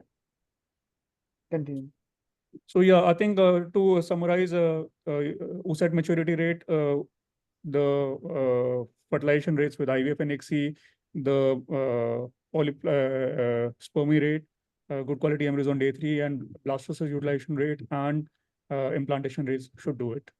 Yeah. Again, I don't think so you've asked it, but maybe I can answer a couple of questions that I see on the slide, that we need to have enough data to get a lucid result. We cannot just analyze data for a batch of 5 or 10 patients. You need to have at least 30 to 50 patients before you chart the data. But that does not mean that if your gut instinct and if you see something going wrong, haywire, for perhaps 3 to 5 patients, your troubleshooting should not be initiated. You should not wait for those many variables to be charted before you take a corrective action. And again, one last thing that previously I think we have mentioned in the other SIG webinar is that it has to be done on a reference population. So don't unnecessarily start troubleshooting if you are having data reported for non-reference population, like women of extremes of reproductive age, SSR sperm, vitrified warm oocytes, so PGT data. So all of these are non-reference populations. So if your performance indicators and KPIs are going haywire, plus minus 2 standard deviations for this non-reference population, that is not when you should start troubleshooting. So that's how you should not be overdoing it. Yes, yes. As very rightly mentioned by Pranay in his quote, that there is an important role of team meetings in it, group meetings in it, and having all the key members all together and discussing all the aspects related to what we are getting positives, what we are getting negatives. So I would like to ask views from Dr. Yogesh and Swapnil, that what do you think, at what minimum interval, as Pranay has very rightly mentioned, that there should be a specific data. So what do you think the minimum interval period of time to having these kind of discussions or discussing about quality indicators, how it can be done, and your opinions, please? Naval, are you asking? Are you telling? Or should I? Yeah, yeah. Means I would like to know Naval? your opinions on like how No, okay. a minimum interval there should be between analyzing quality indicators. Okay. So coming to the intervals and the quality control and check and all, I, as an embryologist, having one issue simply at the level of COH. Sometimes there are the different batches, different brand, different type of yeah, medicines, and the gonadotropins they are using of different brand. The main problem at my level as an embryologist is that sometimes we are having high success rate and sometimes we are having low because of the oocyte competence. Oocyte competence, we are not having any kind of device, any kind of marker, invasive or non-invasive. That is a part. But the main problem is that exactly we are not getting the true picture from about the COH, controlled ovarian hyperstimulation of a specific population depending upon the etiology. Okay, so I'm telling you the recent reports about the uses of frozen sperms. My clinician is saying that husband is not there, that you will have to freeze the sperm, freeze all the sperms. But using frozen sperms for major number of the patients, then you will be having high abortion rates. But are we in a position to document this? That is okay. The main issue is, if I am going to analyze this frequently, 2 months, 3 months, 4 months, that's fine. But are we genuinely reporting our data and the results in a correct manner? Are we honest to the outcome which we are generating? You, Rahul, me, Dr. Yogesh, Dr. Ved, Pranay is there, Naval is there. Are we serious to the genuine reporting of our data? If we are serious, then I can calculate everything. I'm not getting that many times that the stimulation is for 11 days, 10 days, 8 days, 12 days. So There do are you the think? components Yeah, of yeah. So no, no, do you this is do coming, you coming, I'm think? coming, I'm coming on all those things. I'm coming. So that come okay, that I'm knowing also that M2 rate, the blastocyst formation rate, day 3 rate, that's fine. When you are having multiple oocytes, then you can get. But what exactly I'm getting, my problem is the population that is suffering from the patients who are having managed by the testicular sperms or the surgically retrieved sperms. Number one. My second population is the PCOS patient. My third population is the poor responders, where I am going to get 1 or 2 oocytes. If I am getting good number of the oocytes, then I can get the results. Then in those population, I am not having an issue. There is no need, because I am continuously tracing and maintaining my labs and the data, everything. But what about those patients which I am not getting that my kind of results, where I'm not open up for the outcome that exactly is there. So that's fine for the patients who are having good prognosis patient. But as collectively, we will have to take that consideration of the quality check, the frequency based on the outcome that should be genuine to us, and it is all about the patient's outcome. Okay, if I'm going to tell every time that we are having high success rate, it is not so. It is not so. So I will have to first, if I am conveying something to you or anyone for the outcome and anything, I will have to be very genuine for my outcome first, then later on. So whatever the parameters we are dealing with, I am continuously checking all the parameters, all the data, all the equipment, the data sheet, their parameters, their thing. I'm checking everything, but still I am having the frequency fluctuation into the results. When it comes to the etiology, then I need my clinicians to come up with the genuine scenario of COH, number of days, patient prognosis, diagnosis, generally, so that I can convey. So this is something missing Thank you. Yes.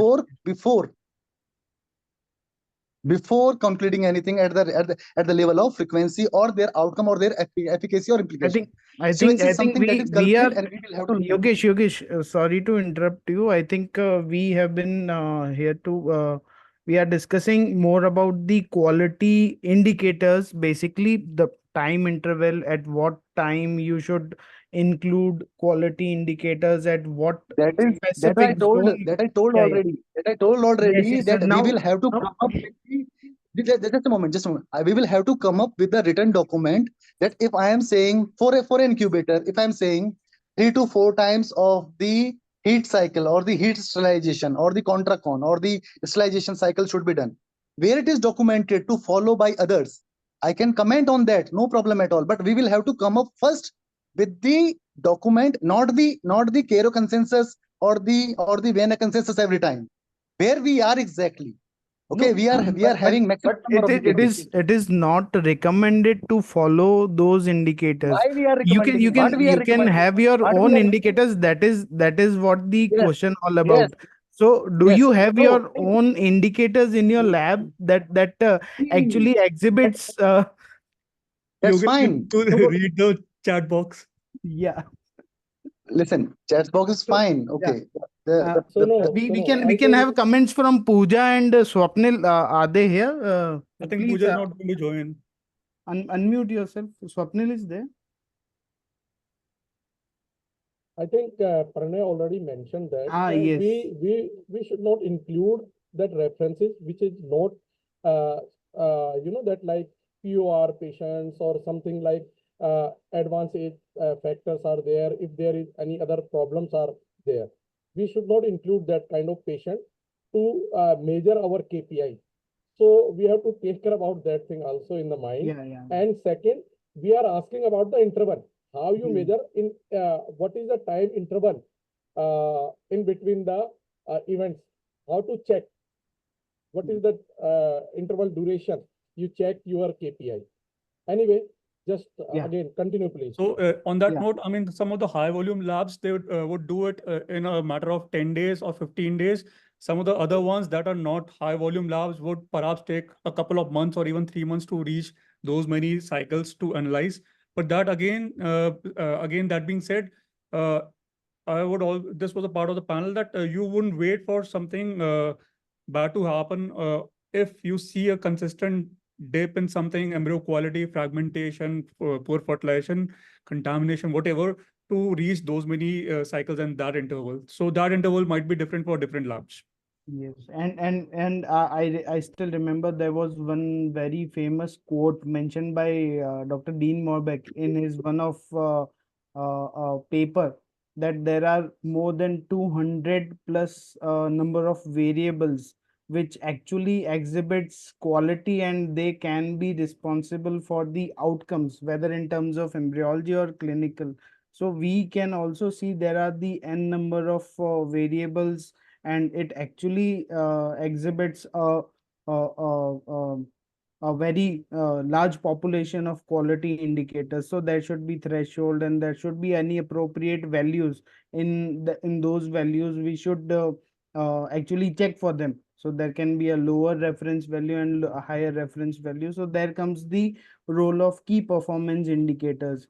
and there are the key performance indicators mentioned as clearly mentioned by Pranay and Naval, that there are the consensus like Vienna and Maribor consensus, as they has mentioned a lot about key performance indicators. So now we have been documenting a lot about it, and we have been using manual and cloud-based managing quality data managing system. So I would like to know your take, Naval, because you have been getting all No, Naval is kind a of, he's a most wrong person to ask him, because he's like a yeah, rich spoiled brat who has yes. Bugattis and Lamborghinis at his disposal, and he can have That this is what I 100% was control. about No, to no, no. ask him. It's never Yeah, like that. It's all we all grew with pen and paper, and it's yeah, all the efforts which have been put yes. across, right from pen and So paper this to is Excel to digitization, and from digitization to cloud technology. So it's yes. a learning curve which I suppose we all have went through.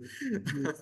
So this is what I want to know from you, that do you think the manual data representation still has its value, or it's time to move on to cloud-based management systems? See, very frankly, even if I say it's time to move on to cloud-based system, but still with regards to India and our population, it is not possible to go to that level right now. As I said, there are a lot of labs with regards to uh, the functioning which they have at the lower level. There are labs who are doing 5 to 10 cases a month. There are labs who are doing 20 cases a month. Not everybody can have that. If you have that, it is good to have. There are, like we say, must to have and essential to have. Sorry, good to have and essential to have. Manuals ones are must to have.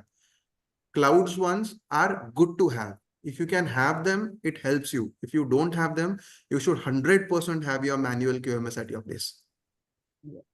And very rightly said, Naval, that at least a quality control system should be there, whether it Yes. is a manual or whether it is a cloud-based. Now, Pranay, your views on it. Yeah, we are the have-nots, the poor ones, and but as rightly outlined by Naval, have it in whatever form. So Excel works for us, and of late we have seen that it's not really a bad tool to have, and in the sense that you have all your graphs, and if you combine that with Power BI, you will have wonderful dashboards as well.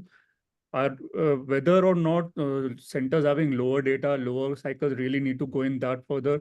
Uh, I really don't think there's a need for that. It looks good, but if it's not adding value, perhaps it makes sense for center heads, quality control heads like Naval, for overseeing the data analytics for so many centers under them, to have everything at a glance, and they can see which center amongst the center, which particular operator, what are the non-compliances, wherein the retraining is required. But for center who's like a couple of, I mean, you just have like 100 to 200 cycles a year, you have two embryologists, perhaps a simple Excel would do. And that's what we do. We just have a simple Excel. We have the data at a glance, and it keeps us grounded within we had a webinar with the SIG on KPIs, and it was shown that it is very workable, and you can have everything done just at your fingertips. You don't need an expert for that. I would love to have a cloud-based system, but it is an investment, and it requires a commitment. I want the providers to be there for all times to come. One of the things that I want from any of the equipment or cloud-based program systems is for them to be there in the industry for all times to come. We want support for all times to come. There have been cloud-based systems that have simply vanished off the Right. yeah, so we want consistency in terms of the presence as well. So for smaller centers, I think it makes sense to stick to Excel. Yeah, because at my level, if I'm not having cloud system, then I'm not doing my role properly. Because when you have such a huge set of population doing this QA QC in your lab, we have more than 200 embryologists. And if I don't have then those systems, and how am I monitoring them, right? So it becomes absolutely essential and has a sense that I have this kind of systems in my place. If not, in an Excel also nowadays with Chat GPT and artificial intelligence coming into picture, you get beautiful graphs and Excels coming out of just integrating your Excel with the Chat GPT. You use the formula and they give you the graph. So need not be that you need to be an expert or a data scientist to get those graphs at your place. and we all are embryologists, we put in our hard work and we put in our brains at that level also to make our life only easier. So you have things at your disposal. You can use it even with the help of manual QA/QC, and hence it has to be part of ecosystem. I think whatever you are using, right, like cloud-based system, but you should have manual also, because sometimes something is We do failed. have. We Yeah, do have. but Definitely we do yeah, have, sir. manual always helps. Yes, yes, we have it. We have the Yeah. manual and at the same time digital. So there Yeah. are two types of mechanisms. So it goes as double witnessing. Every junior at the start and end of the day have their QA/QC logs which they fill, and we have a real-time alarm systems which put in the data points every time in the cloud. So we can utilize both of them as and when required.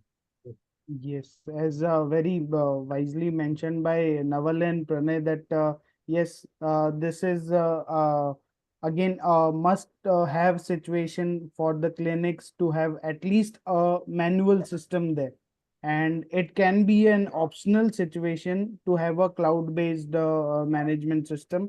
So now the technology as it's arises, or it as it shows improvisation, so there are the positivities of it and there are the negativities of it. So for the cloud-based system, I would like to know opinion from Naval, that what challenges actually one faces when to implement a cloud-based management system. What can be their mindset, or what they should be prepared of, that this can be a challenge, we should be prepared and we should be well maintained with our systems. Right. One of the most common challenges which you face when you have cloud-based alarm systems are the fake alarms. And it's like it makes your life very difficult if you have fake alarms coming. So you need to customize the fake alarms to a very large extent, because we cannot compare oranges to apple. So every system is very different. And with regards to their system, their setup, their QA/QC requirements, the alarm systems can be managed in a way that we have competency and benchmark in those also, like for temperature. Now, 37 degrees is a must. You can have 36.8 to 37.2. You can also have a variation for maybe box type incubators for 36.5 to 37.5. Now, you cannot have that for benchtop incubators, right? So you need to customize those things so that the fake alarms reduces, and user is generally confident that whenever the alarm is rising is the real alarm, and they just don't have to wake up at the mid of the night, go to the center and see, oh, it was just a network error. So this is something which is very much prevalent. And especially as and when we try to have the systems which are more and more cost effective, such kind of alarm systems definitely has more and more fake alarms. So you have to work around to improvise that to make life of your embryologist easier. So managing those cloud systems becomes very much essential. At the same time, which is most suitable for you, because not all things can be suitable for you. We should have, do you want a fridge alarms? Do you want a CO2 alarm? Do you want a temperature alarm? Maybe you can invest at one end and not all the ends. Do you really want the air quality alarms to be at your place? Now, the VOC meters which we are trying to implement at our place would also be having the alarm system for embryologists if the VOCs goes out of proportion, so that they can act faster to bring the VOCs under the control, right? But then it is all with regards to the restriction of that particular center and a clinic. So most importantly, definitely have the fake alarms being monitored, and you should also make sure that all those who are actually setting up the alarms are also based on a right kind of validations at their end. And that is where, as you have also mentioned, that the traceability also helps a lot, that the equipments which they are using to check and establish that are also being verified, so that we know that the systems are all appropriately been validated and everybody is at their peace whenever it comes to the real problem. Otherwise, it's like wolf with the tiger aaya, Yes. tiger aaya. We had our There was no tiger senior at the Ryan's end. senior KG Yes. stories. Yes, So, and this point you have mentioned very correctly, that traceability of data is important, and getting with the pace of this digital era to have a cloud-based system, it can be a good option. But nowadays there are not only the concerns, but when we are looking forward with the legal aspects and with so much of scrutiny and so much of checking up and so much of assessments, we Yes. we actually sees there are the equipment failures, there are the equipment errors, even somewhere in the cases like there are the human errors with the typo errors kind of thing. In the manual system one can Yes. correct the typo errors, but once it is in the cloud, then what are the chances of getting these things corrected, and how back one should go, and how one should deal it with. So Pranay, do you think this can be a major setback with the cloud systems, to have these kind of errors which are not able to be resolved, not in the near future, but yes, it took a bit of time in it. I think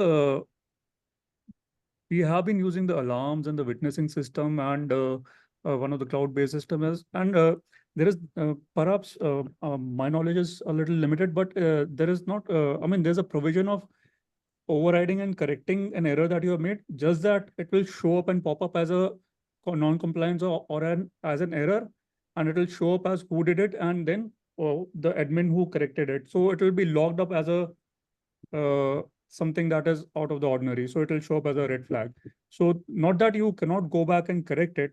I mean, perhaps I'm having a little difficulty in understanding. Can you quote an example? Because what I'll say with regards to the use of electronic witnessing, I mean, if for some whatever reason I bought in a test tube which was not of the desired couple, it will show up as a uh, alarm, and you will have to give specify a reason why this happened and admin assign would happen. And it's not that it cannot be overcorrected. It's not that you will not be able to move forward with your operations. Similar, it's just that there will be a log, but there's also a provision. So, for example, if I give you an example of a couple who's undergoing a IVF process, and there are a couple of things that are generated as errors or alarms or discarding of a petri dish or whatever, and you want a generated report of that you want to hand over to the couple as a part of the completion of the process, you can choose not to highlight or pick up those. It would be there in your system, it would be there in the cloud, but if you're handing it over to the patient, it would not be so. So perhaps I'm still not able to understand that once logged in the cloud, it will not, you cannot correct it as something. Perhaps Naval can give you a better answer. But in my, and coming to the issue of error, issue of alarms is, I think you have to learn the once you spend enough time with the alarm system, you will get to know the alarm system itself, and you will know which ones to. So we now know not to act on any communication errors, and that's a good alarm system. The basic prerequisite is to have a good Wi-Fi, and if the Wi-Fi has gone off temporarily, you will have a communication error. So you have to discriminate between network errors, communication errors, and actual smart box errors or whatever errors from actual errors. So we know that uh, what are the actual true positives.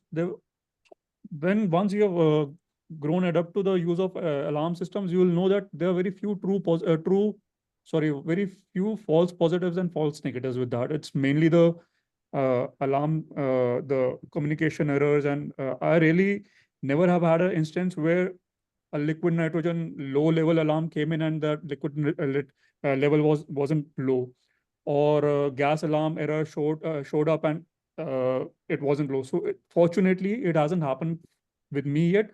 But since things amplify when you work with larger numbers, that's why Naval, since he has larger numbers, larger clinics, labs to handle, perhaps he has seen more of that happening.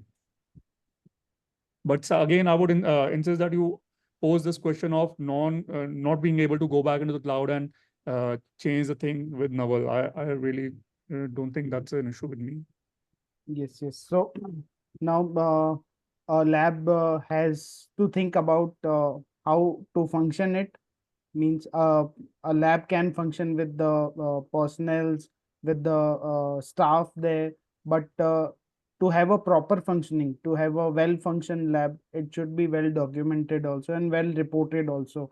And all we have been discussing together, this is the quality management based system for to mention and to write down all the quality indicators and parameters in it. So now a lab is functioning both ways, like with the manual based system and with the cloud based system.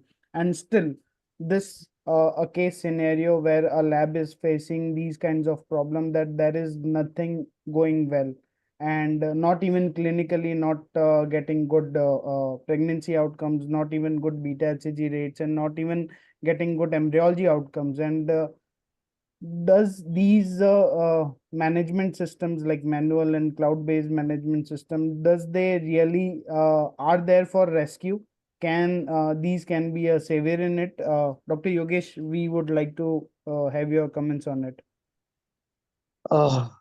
The labs, those are not doing anything. No lab is there. They are not doing anything. But that all the labs, they are maintaining their QA/QC, whether it is manually. More the labs are performing manually.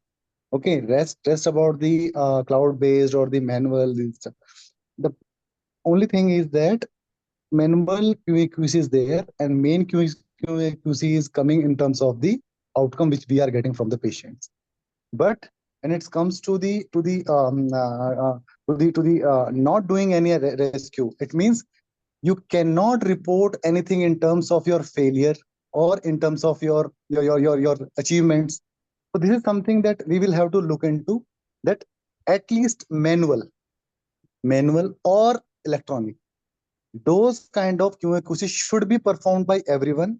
And most importantly, if we all are doing QA/QC and everything, but we are not reporting in terms of the publications or the problems which we are having, the issues with the lab, and the aspects we rescued, or the scenarios where we stuck but we could not report, or simply for all of us, we are in a mindset, everyone, that I'm not taking name, but we all are in the mindset, when things comes to the decline to the level of the negative outcomes or the lower pregnancy rates, then we started making the excuses. So making excuses is different part, but we will have to have quality control and quality check manually or electronically. But one person should be there to cross check, and accordingly the meetings of the labs and including the clinicians should be made. And most importantly, until unless we are not going to report or publish anything for our results or the outcome, we are nowhere. I am telling you one scenario of CDC. Okay, CDC, NIH, they are the best organization, or the best system, that they are working upon the registry of the all outcome, positive or negative, singleton, multiple pregnancies, twin pregnancies, the pregnancies among the various groups of the patients, of lower age group, advanced age group, the donor cycles, donor sperms, donor embryos, donor oocytes. They are controlling. They are saying everything by maintaining all quality control and quality assurance. But the only problem is, when each and individual labs were asked for their CPR, they were failed to report. Why? If they are going to report their CPR or the implantation rate, then they may not catch good number of the patients for their livelihood or for their doings. So what we are doing, that's okay. Manually or electronically, we should manage quality control, so that we can manage one total quality management. But only thing is that we should report them, and we should publish them, so that we are in at a conclusive something, that whatever we are saying, that is having some of the meaning. Otherwise, these are the statements you and me can say anytime, anywhere, on any platform, any forum. So this is one message from my side. Manually or electronically, we should enter, and this should be reached to the level of publication if all the good things we are getting, or we are getting the problems in the lab. Yeah, Pranay, we Yeah, would so, like to have your comments. Yes. To answer your question, I think different performance or key performance indicators of the quality management system will help to pinpoint the problem in the lab, whether it is at the clinical end or the laboratory end. So, for example, a simple oocyte maturity rate will help us to narrow down the problem to whether it is a problem related to the clinical end or the laboratory end. So if you have optimal number of oocytes, good maturity rate, you can presume that it has been the problem is not at the clinical end. So let's move on to the second step, fertilization with IVF or ICSI. If you have decent fertilization with either IVF or XC, you can presume that it is not the technical proficiency of the operator or the embryo culture system if you're getting decent fertilization rates with IVF and XC. So, and similarly, if you're looking at oocyte degeneration rates, you can, and they are well within the control limits, you can presume that the technical proficiency is again not at, should not be questioned with regards to troubleshooting these poor results. You can move on to the next thing. So once you have had decent fertilization, you see the embryo development from day 1 to day 3. If you're having good quality embryos, again, this is checking the robustness of your embryo culture system. So if everything is fine from day 1 to day 3 or day 1 to day 5, you can, these are again, a good culture system means good temperature, osmolarity, and pH. So you will presume, though you can't just presume, you have to double check, especially if you are having poor results. But again, you can perhaps say that it has to be something else. If you're getting good quality, good fertilization and good quality embryos, then you move on to the next step. With good quality blastocysts, if you are doing transfers, and previously your reported implantation rates have been good, 50 to 55% per blastocyst transfer, and now suddenly they are declining. Despite grade A's, you will then look at the air quality. So if you are having this is how one key performance indicator can help you narrow down on what particular aspect of the whole embryo culture system to narrow down upon. So if you have checked that your embryo culture is robust, your air quality is fine, particulate matter is fine, VOC is fine, air flows is fine, everything, technical proficiency is fine, you're transferring good quality embryos, good quality blast, and then perhaps if you're not getting good pregnancies, then you should go back to the clinician and tell them to look at their rate. Have they changed something at the luteal support, a new type of progesterone, dihydro this, dihydro that, whatever. So that's how perhaps, because we as embryologists would want to take the whole onus upon ourselves. Ki, yaar, It's not working well. three cases, fragmentation and this and that, poor blastulation, it's me. You have to not unnecessarily troubleshoot. You have to account for the patient factor, the quality of the gametes, and then look. So for a reference population, if this is how you're getting poorer results, this is how you should troubleshoot. So again, I would say that each and every particular key performance indicator will help you narrow down around that particular performance indicator to troubleshoot. In the sense that if your fertilization rates are poor, you cannot look at gonadotropins, because I think that the job of the gonadotropins is just to have those many number of mature oocytes which are in proportion to what you see on the scan and which are correlating clinically with the estradiol level. So that job is done. You cannot. Some people, they question the quality of the antagonist, but I again tell that it has nothing to do with the quality of the antagonist as long as there is no premature ovulation and there is no surge. So that's something that you need not necessarily unnecessarily troubleshoot for. So narrow down upon that particular key performance indicator around which you can troubleshoot, and if that comes out to be fine, then you expand that area of troubleshooting. Yes. So yes, and very well said by Pranay that this is the whole process to have a review on what is going wrong and why it is going wrong, and it is basically to identify the possible cause of it. So now I would like to know from Naval that how long this process should be there. Means the decline we have seen, now the incline we are about to see. So do you think having an incline is a moment of relief to actually that we have rescued this situation? So do you think the seeing an incline can be a good sign that we are actually rescuing this? Yeah, first of all, I'll definitely like to mention that Pranay has very nicely put across how to troubleshoot and how to increase your area of search with regards to KPIs. One of the previous questions which you also asked, I wanted to answer that. Everything goes well, what is wrong? And we had one such situation where everything was going well, but things were wrong. And this is years back in one of our clinics. And we realized that there was a bridge construction, the overhead bridge construction going on outside the clinic. And that is why the air quality was wrong. And that is where we realized that the importance of air quality is so high that nobody ever realized that we have been troubleshooting everything here and there. What is happening? All KPIs were seen, everything was measured, but still success were not optimal. And we realized it was an external parameter which was affecting the internal success, right? And that is where the air quality monitoring also helps a lot. Now, with regards to the review process, this is again why we need to have the periodic reviews, is where we have the control charts being mentioned, where we have the competency benchmark been defined, the average with -1, -2 standard deviation, +1, +2 standard deviation. And whenever there is a decrease, as soon as it is going towards -1 standard deviation, you have to immediately catch up and act on it. As even Yogesh sir mentioned, that everybody starts working when the success are going wrong, right? And that is not the scenario which we as an embryologist should always be in. We as an embryologist should start picking up as soon as it is declining and immediately start root cause analysis, troubleshooting on front of corrective action, preventive action. And whenever there is an increment, as you are saying, whenever there is an incline, it gives a relief, but at the same time, there is a responsibility to understand why are we seeing that increment.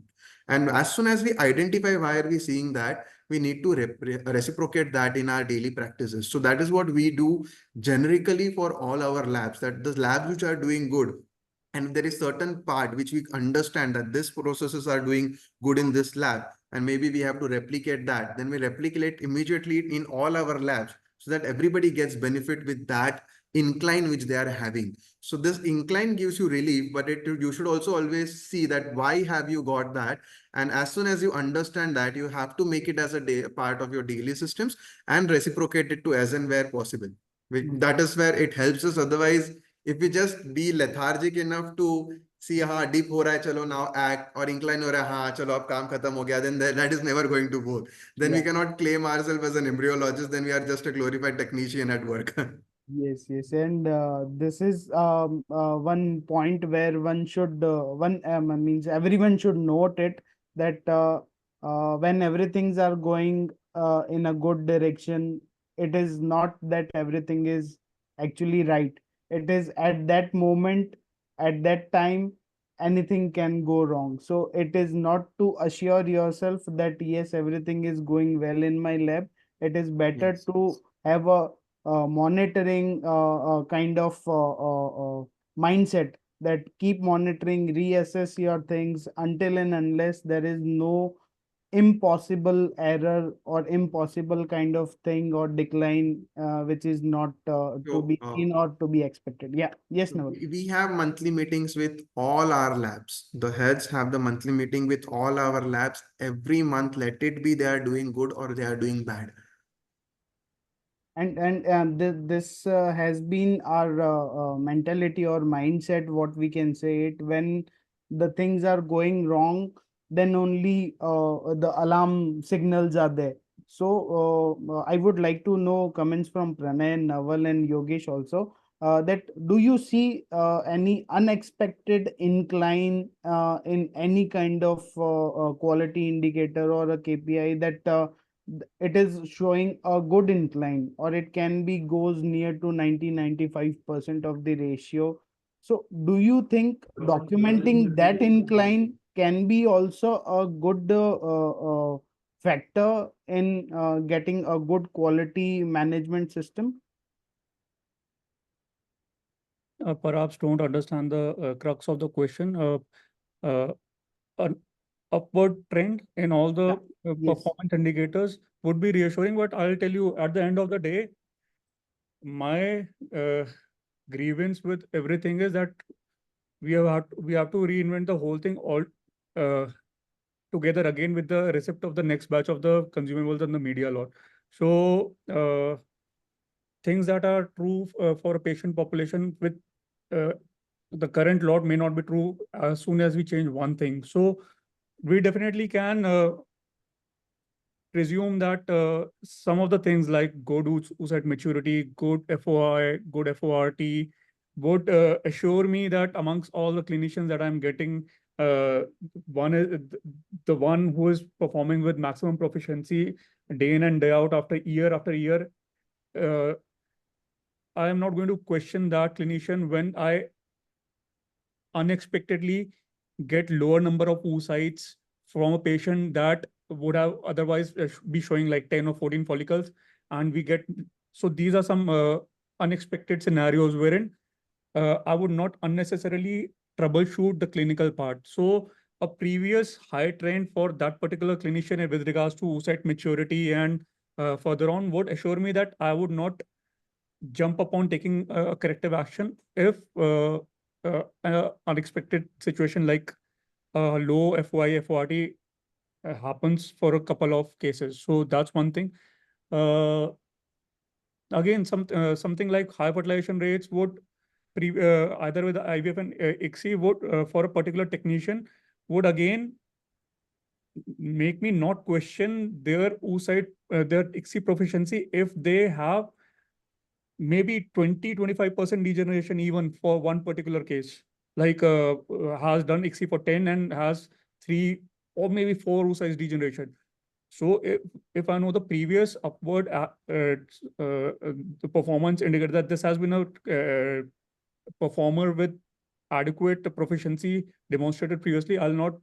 So this is something again, but for something like implantation, blastulation, and other things, I will again say that uh, previous upward trends are no assurance of further events on, because they depend on a lot of variables apart from the clinician and embryologist because of the consumables and the culture media itself. So my major grievance with the equipment and the consumable suppliers is that we don't want robo-ICSI, we don't want automated vitrification, we want a stable embryo culture system. So, and you are not able to provide us that, or maybe it is something that we need to constantly, every day, look at it very delicately. So how do we do that every day? Monitor.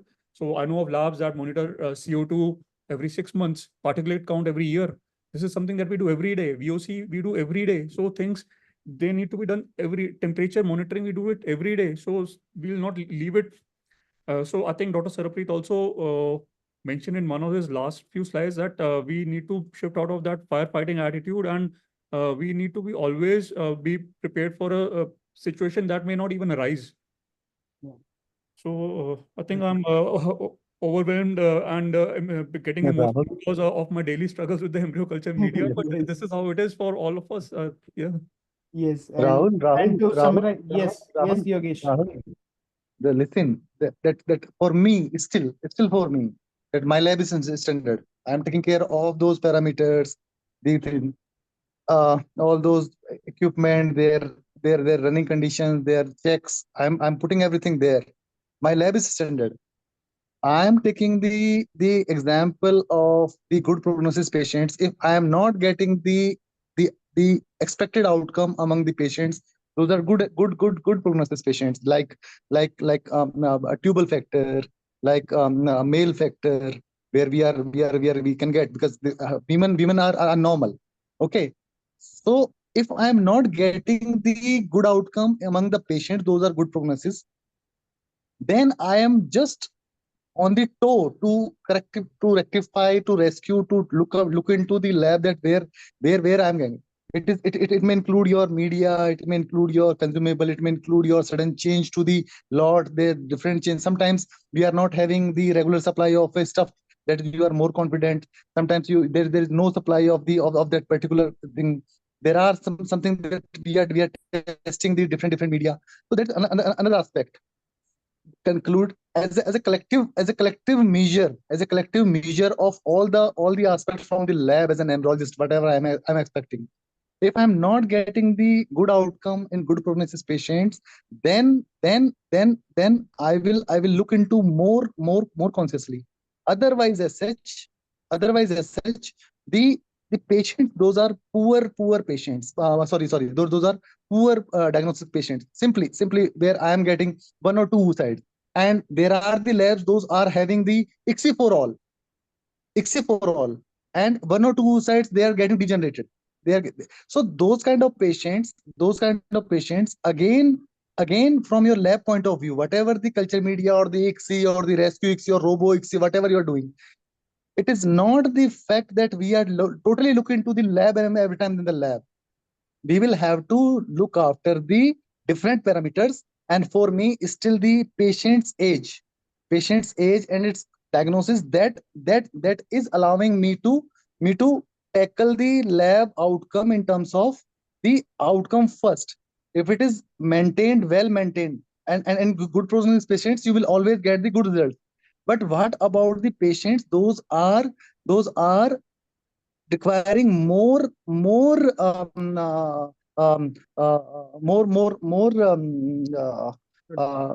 involvement from all of us from the previous failures. Like patients are having previous failures, so those patients, whatever the scenario you are talking about, the patients, the media, the consumable, disposable, they will work all, because you, me, and all, they are maintaining their lab well. Otherwise, you cannot culture the embryos for a year. Okay, it is not we are talking about there is a sudden decline. The the main issue is the documentation of the genuine outcome in terms of the patients which we are getting. You are managing, I am managing, so that documentation should be there. Okay, everyone is managing their standard well. Whatever I'm damn sure, 95% of the labs are having same kind of incubator in India, same kind of consumable disposable, same kind of media, and same kind of the level of the embryology. But when it comes to the statistics of the patients in terms of the outcome which we are getting on the Facebook, on this thing, so in that scenario, can we get the genuine outcome, the statement we are saying? Can we get the meaning of those statements? So this is the need of our we will have to look into first from the patient's outcome. You're mute. Really.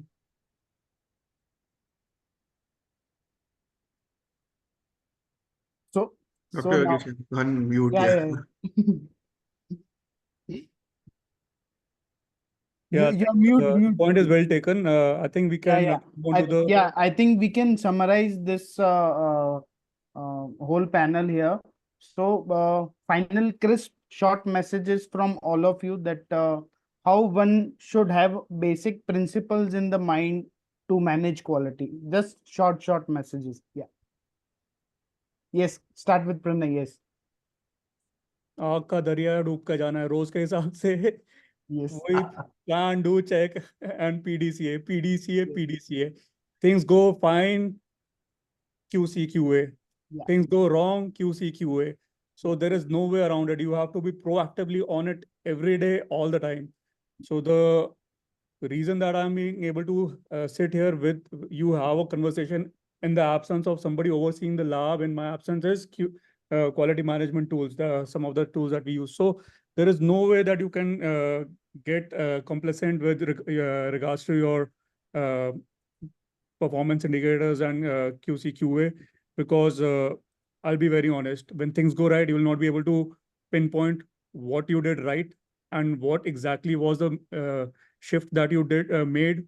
Very rarely would small variables like perhaps moving on to a better injection pipette or from a tissue grade to a mouse embryo tested embryo grade consumable. Very rarely would you be able to account for improved outcomes. Similarly, very rarely would you, unless it is drastic, very rarely would you be able to, by the time you narrow down upon one probable cause, that would have been corrected and something else would have cropped in. And that might not be even embryological. It might be due to stimulation, gonadotropin, whatever patient factor. So the only way out is constant QC/QA every day. Naval, final thoughts. Whenever it comes to the lab, we do say that 95% of the labs are doing right. They have same set of equipments, but it's a myth because 95% of the labs are still not into QMS. Okay. People don't understand the concepts. The only thing that can save them is read and replicate, because otherwise we read, but we don't replicate. And then we say that it's a bookish things, which we always mention. Whenever you need to improvise something, if things are going wrong, take one thing at a time. Your lab has more than 200 parameters, as you rightly said, Dean Morbeck had mentioned that. And if you change 10 parameters tomorrow, if things go right, you never know what has led that thing, what you corrected, which made it right.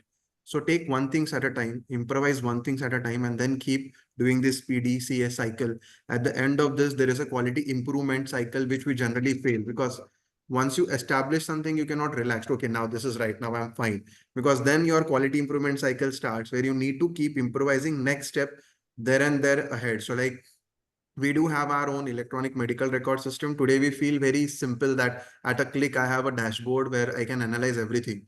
But I've spent at least 3 years of sleepless night to develop that, right? And that is what generally goes unseen. But Yeah. that is what you have to put efforts behind. Today, we do have everything and we are putting across efforts to publish that also. Almost around 60 to 80 publications are on way from our side. We have our dedicated team of a research who have gone behind all these things, and whatever we have seen or whatever we are finding out is being published for Indian population. And very soon there will be a lot of papers which will keep coming out from our side also, so that whatever we have learned, we will tell it across to the audience, the Indian audience, that yes, this is what possibly will improvise your success rate.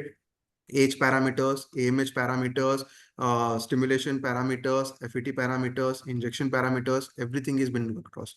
So QMS becomes your backbone, but you have to put in effort to make it your backbone. And whenever you want to change, improvise one thing at a time. That would be the message, that if things are going wrong, improvise one thing at a time so you understand what has gone wrong and what has gone right, what you need to take into consideration for future. Yes, yes. And yes, very rightly said. Heterogeneity is there in the world of assisted reproduction, and QA/QC are reproducible. So on this thought, we are actually ending up with this wonderful panel discussion. Sir, last moment of thoughts from you, sir. Ved sir. Thank you, Rahul. I think we discussed a lot about quality control, and it is really we need that quality. It is not just like the pen down everything on your documents and not doing anything, but you have to take care about daily. Whatever you are doing, you have to note down. Whatever you are changing, whatever you are doing in the lab, you should write each and everything, document each and everything, and at least basics you have to be take care about that KPI, or that main just temperature and CO2. These things should be measured daily, so it will help a lot. And something like, if you are going to change, I can tell you one incident, small incident. It happened long back when I started my career. One engineer came in my center and he changed my CO2 level. He told me that your CO2 level is not good. So in that month, my results were zero, no pregnancy. And I was thinking that what happened in this month, all the results are zero. And I was sleeping at the night, because at that time, that you have to think daily what has had happened in your lab. So I was just lying down, and simply that thought came in my mind that I have changed that CO2 settings. And what I have done in the morning, I went there and changed that CO2 level again, my older CO2 level. And in that particular month, we got again the good results. So you have to note down each and everything, whatever you are changing, whatever you are adding, and basics, the temperature, CO2, you have to measure regularly. So with that, thank you so much for joining each and everyone. And thanks the SIG Embryology also for jointly organizing this particular event. And thanks to my co-convener, Dr. Yogesh Dayanidhi, and my friend coordinators, Dr. Rahul Sen and Sanket Dhuman, for arranging this wonderful that webinar. Thank you so much. Thank you. And thanks Thank to you. Conference International technical team also. Thank you. Thank you, sir. Thank you. Thank you, Naval, everyone. are you there? Naval, one question is there for you, please. If you can answer. Naval, are you listening? Yeah, I'm here. How much is your CPR? Simply, it is simple. So our CPR generally is somewhere with regards to fetal are somewhere around 60 to 63%. Beta SCG? No, Beta beta SCG FCG is around 71, 72%. How? You asked about CPR. Yes, CPR is around 60 to 63%. irrespective of the etiology. Everything is well documented. We have all our age criterias, AMH criterias, different age criterias giving what kind of results, different AMH criterias giving what kind of results. Like we have monthly meetings for embryology. Similarly, we have monthly meetings with clinicians. So there are dedicated clinicians who do the analysis on the clinical front and improvisers. We have a SOP on the clinical side also, SOP on the embryology side also. Everything is well mentioned, everything is well monitored, and everything is well replicated in each and every lab. And that's the reason that is the success which we have been coming across with. Thank you, Naval. Naval, sorry to interrupt, and Yogesh, please, sorry to interrupt. We are actually getting messages to wind up this meeting. If you have any Thank you so much, to Naval. discuss, yeah, Great. Thank anything you to so much, discuss, Naval. you can communicate directly. But yes, now we are Yes, running yes, out of anytime. time. I'm all the Thank you. open. Dr. Yogesh, you can call me anytime if you have Yes, any yes, I queries, will, I I can sort will, it I will, out. I will. Thank you. Sure, no Thank problem. you. Thank you. Thank you, Thank Rahul. you so Thank much. you, everyone. Good night. Good night. Thank you, Naval. Thank you, Pranay. Thank you, Ved sir. Yes.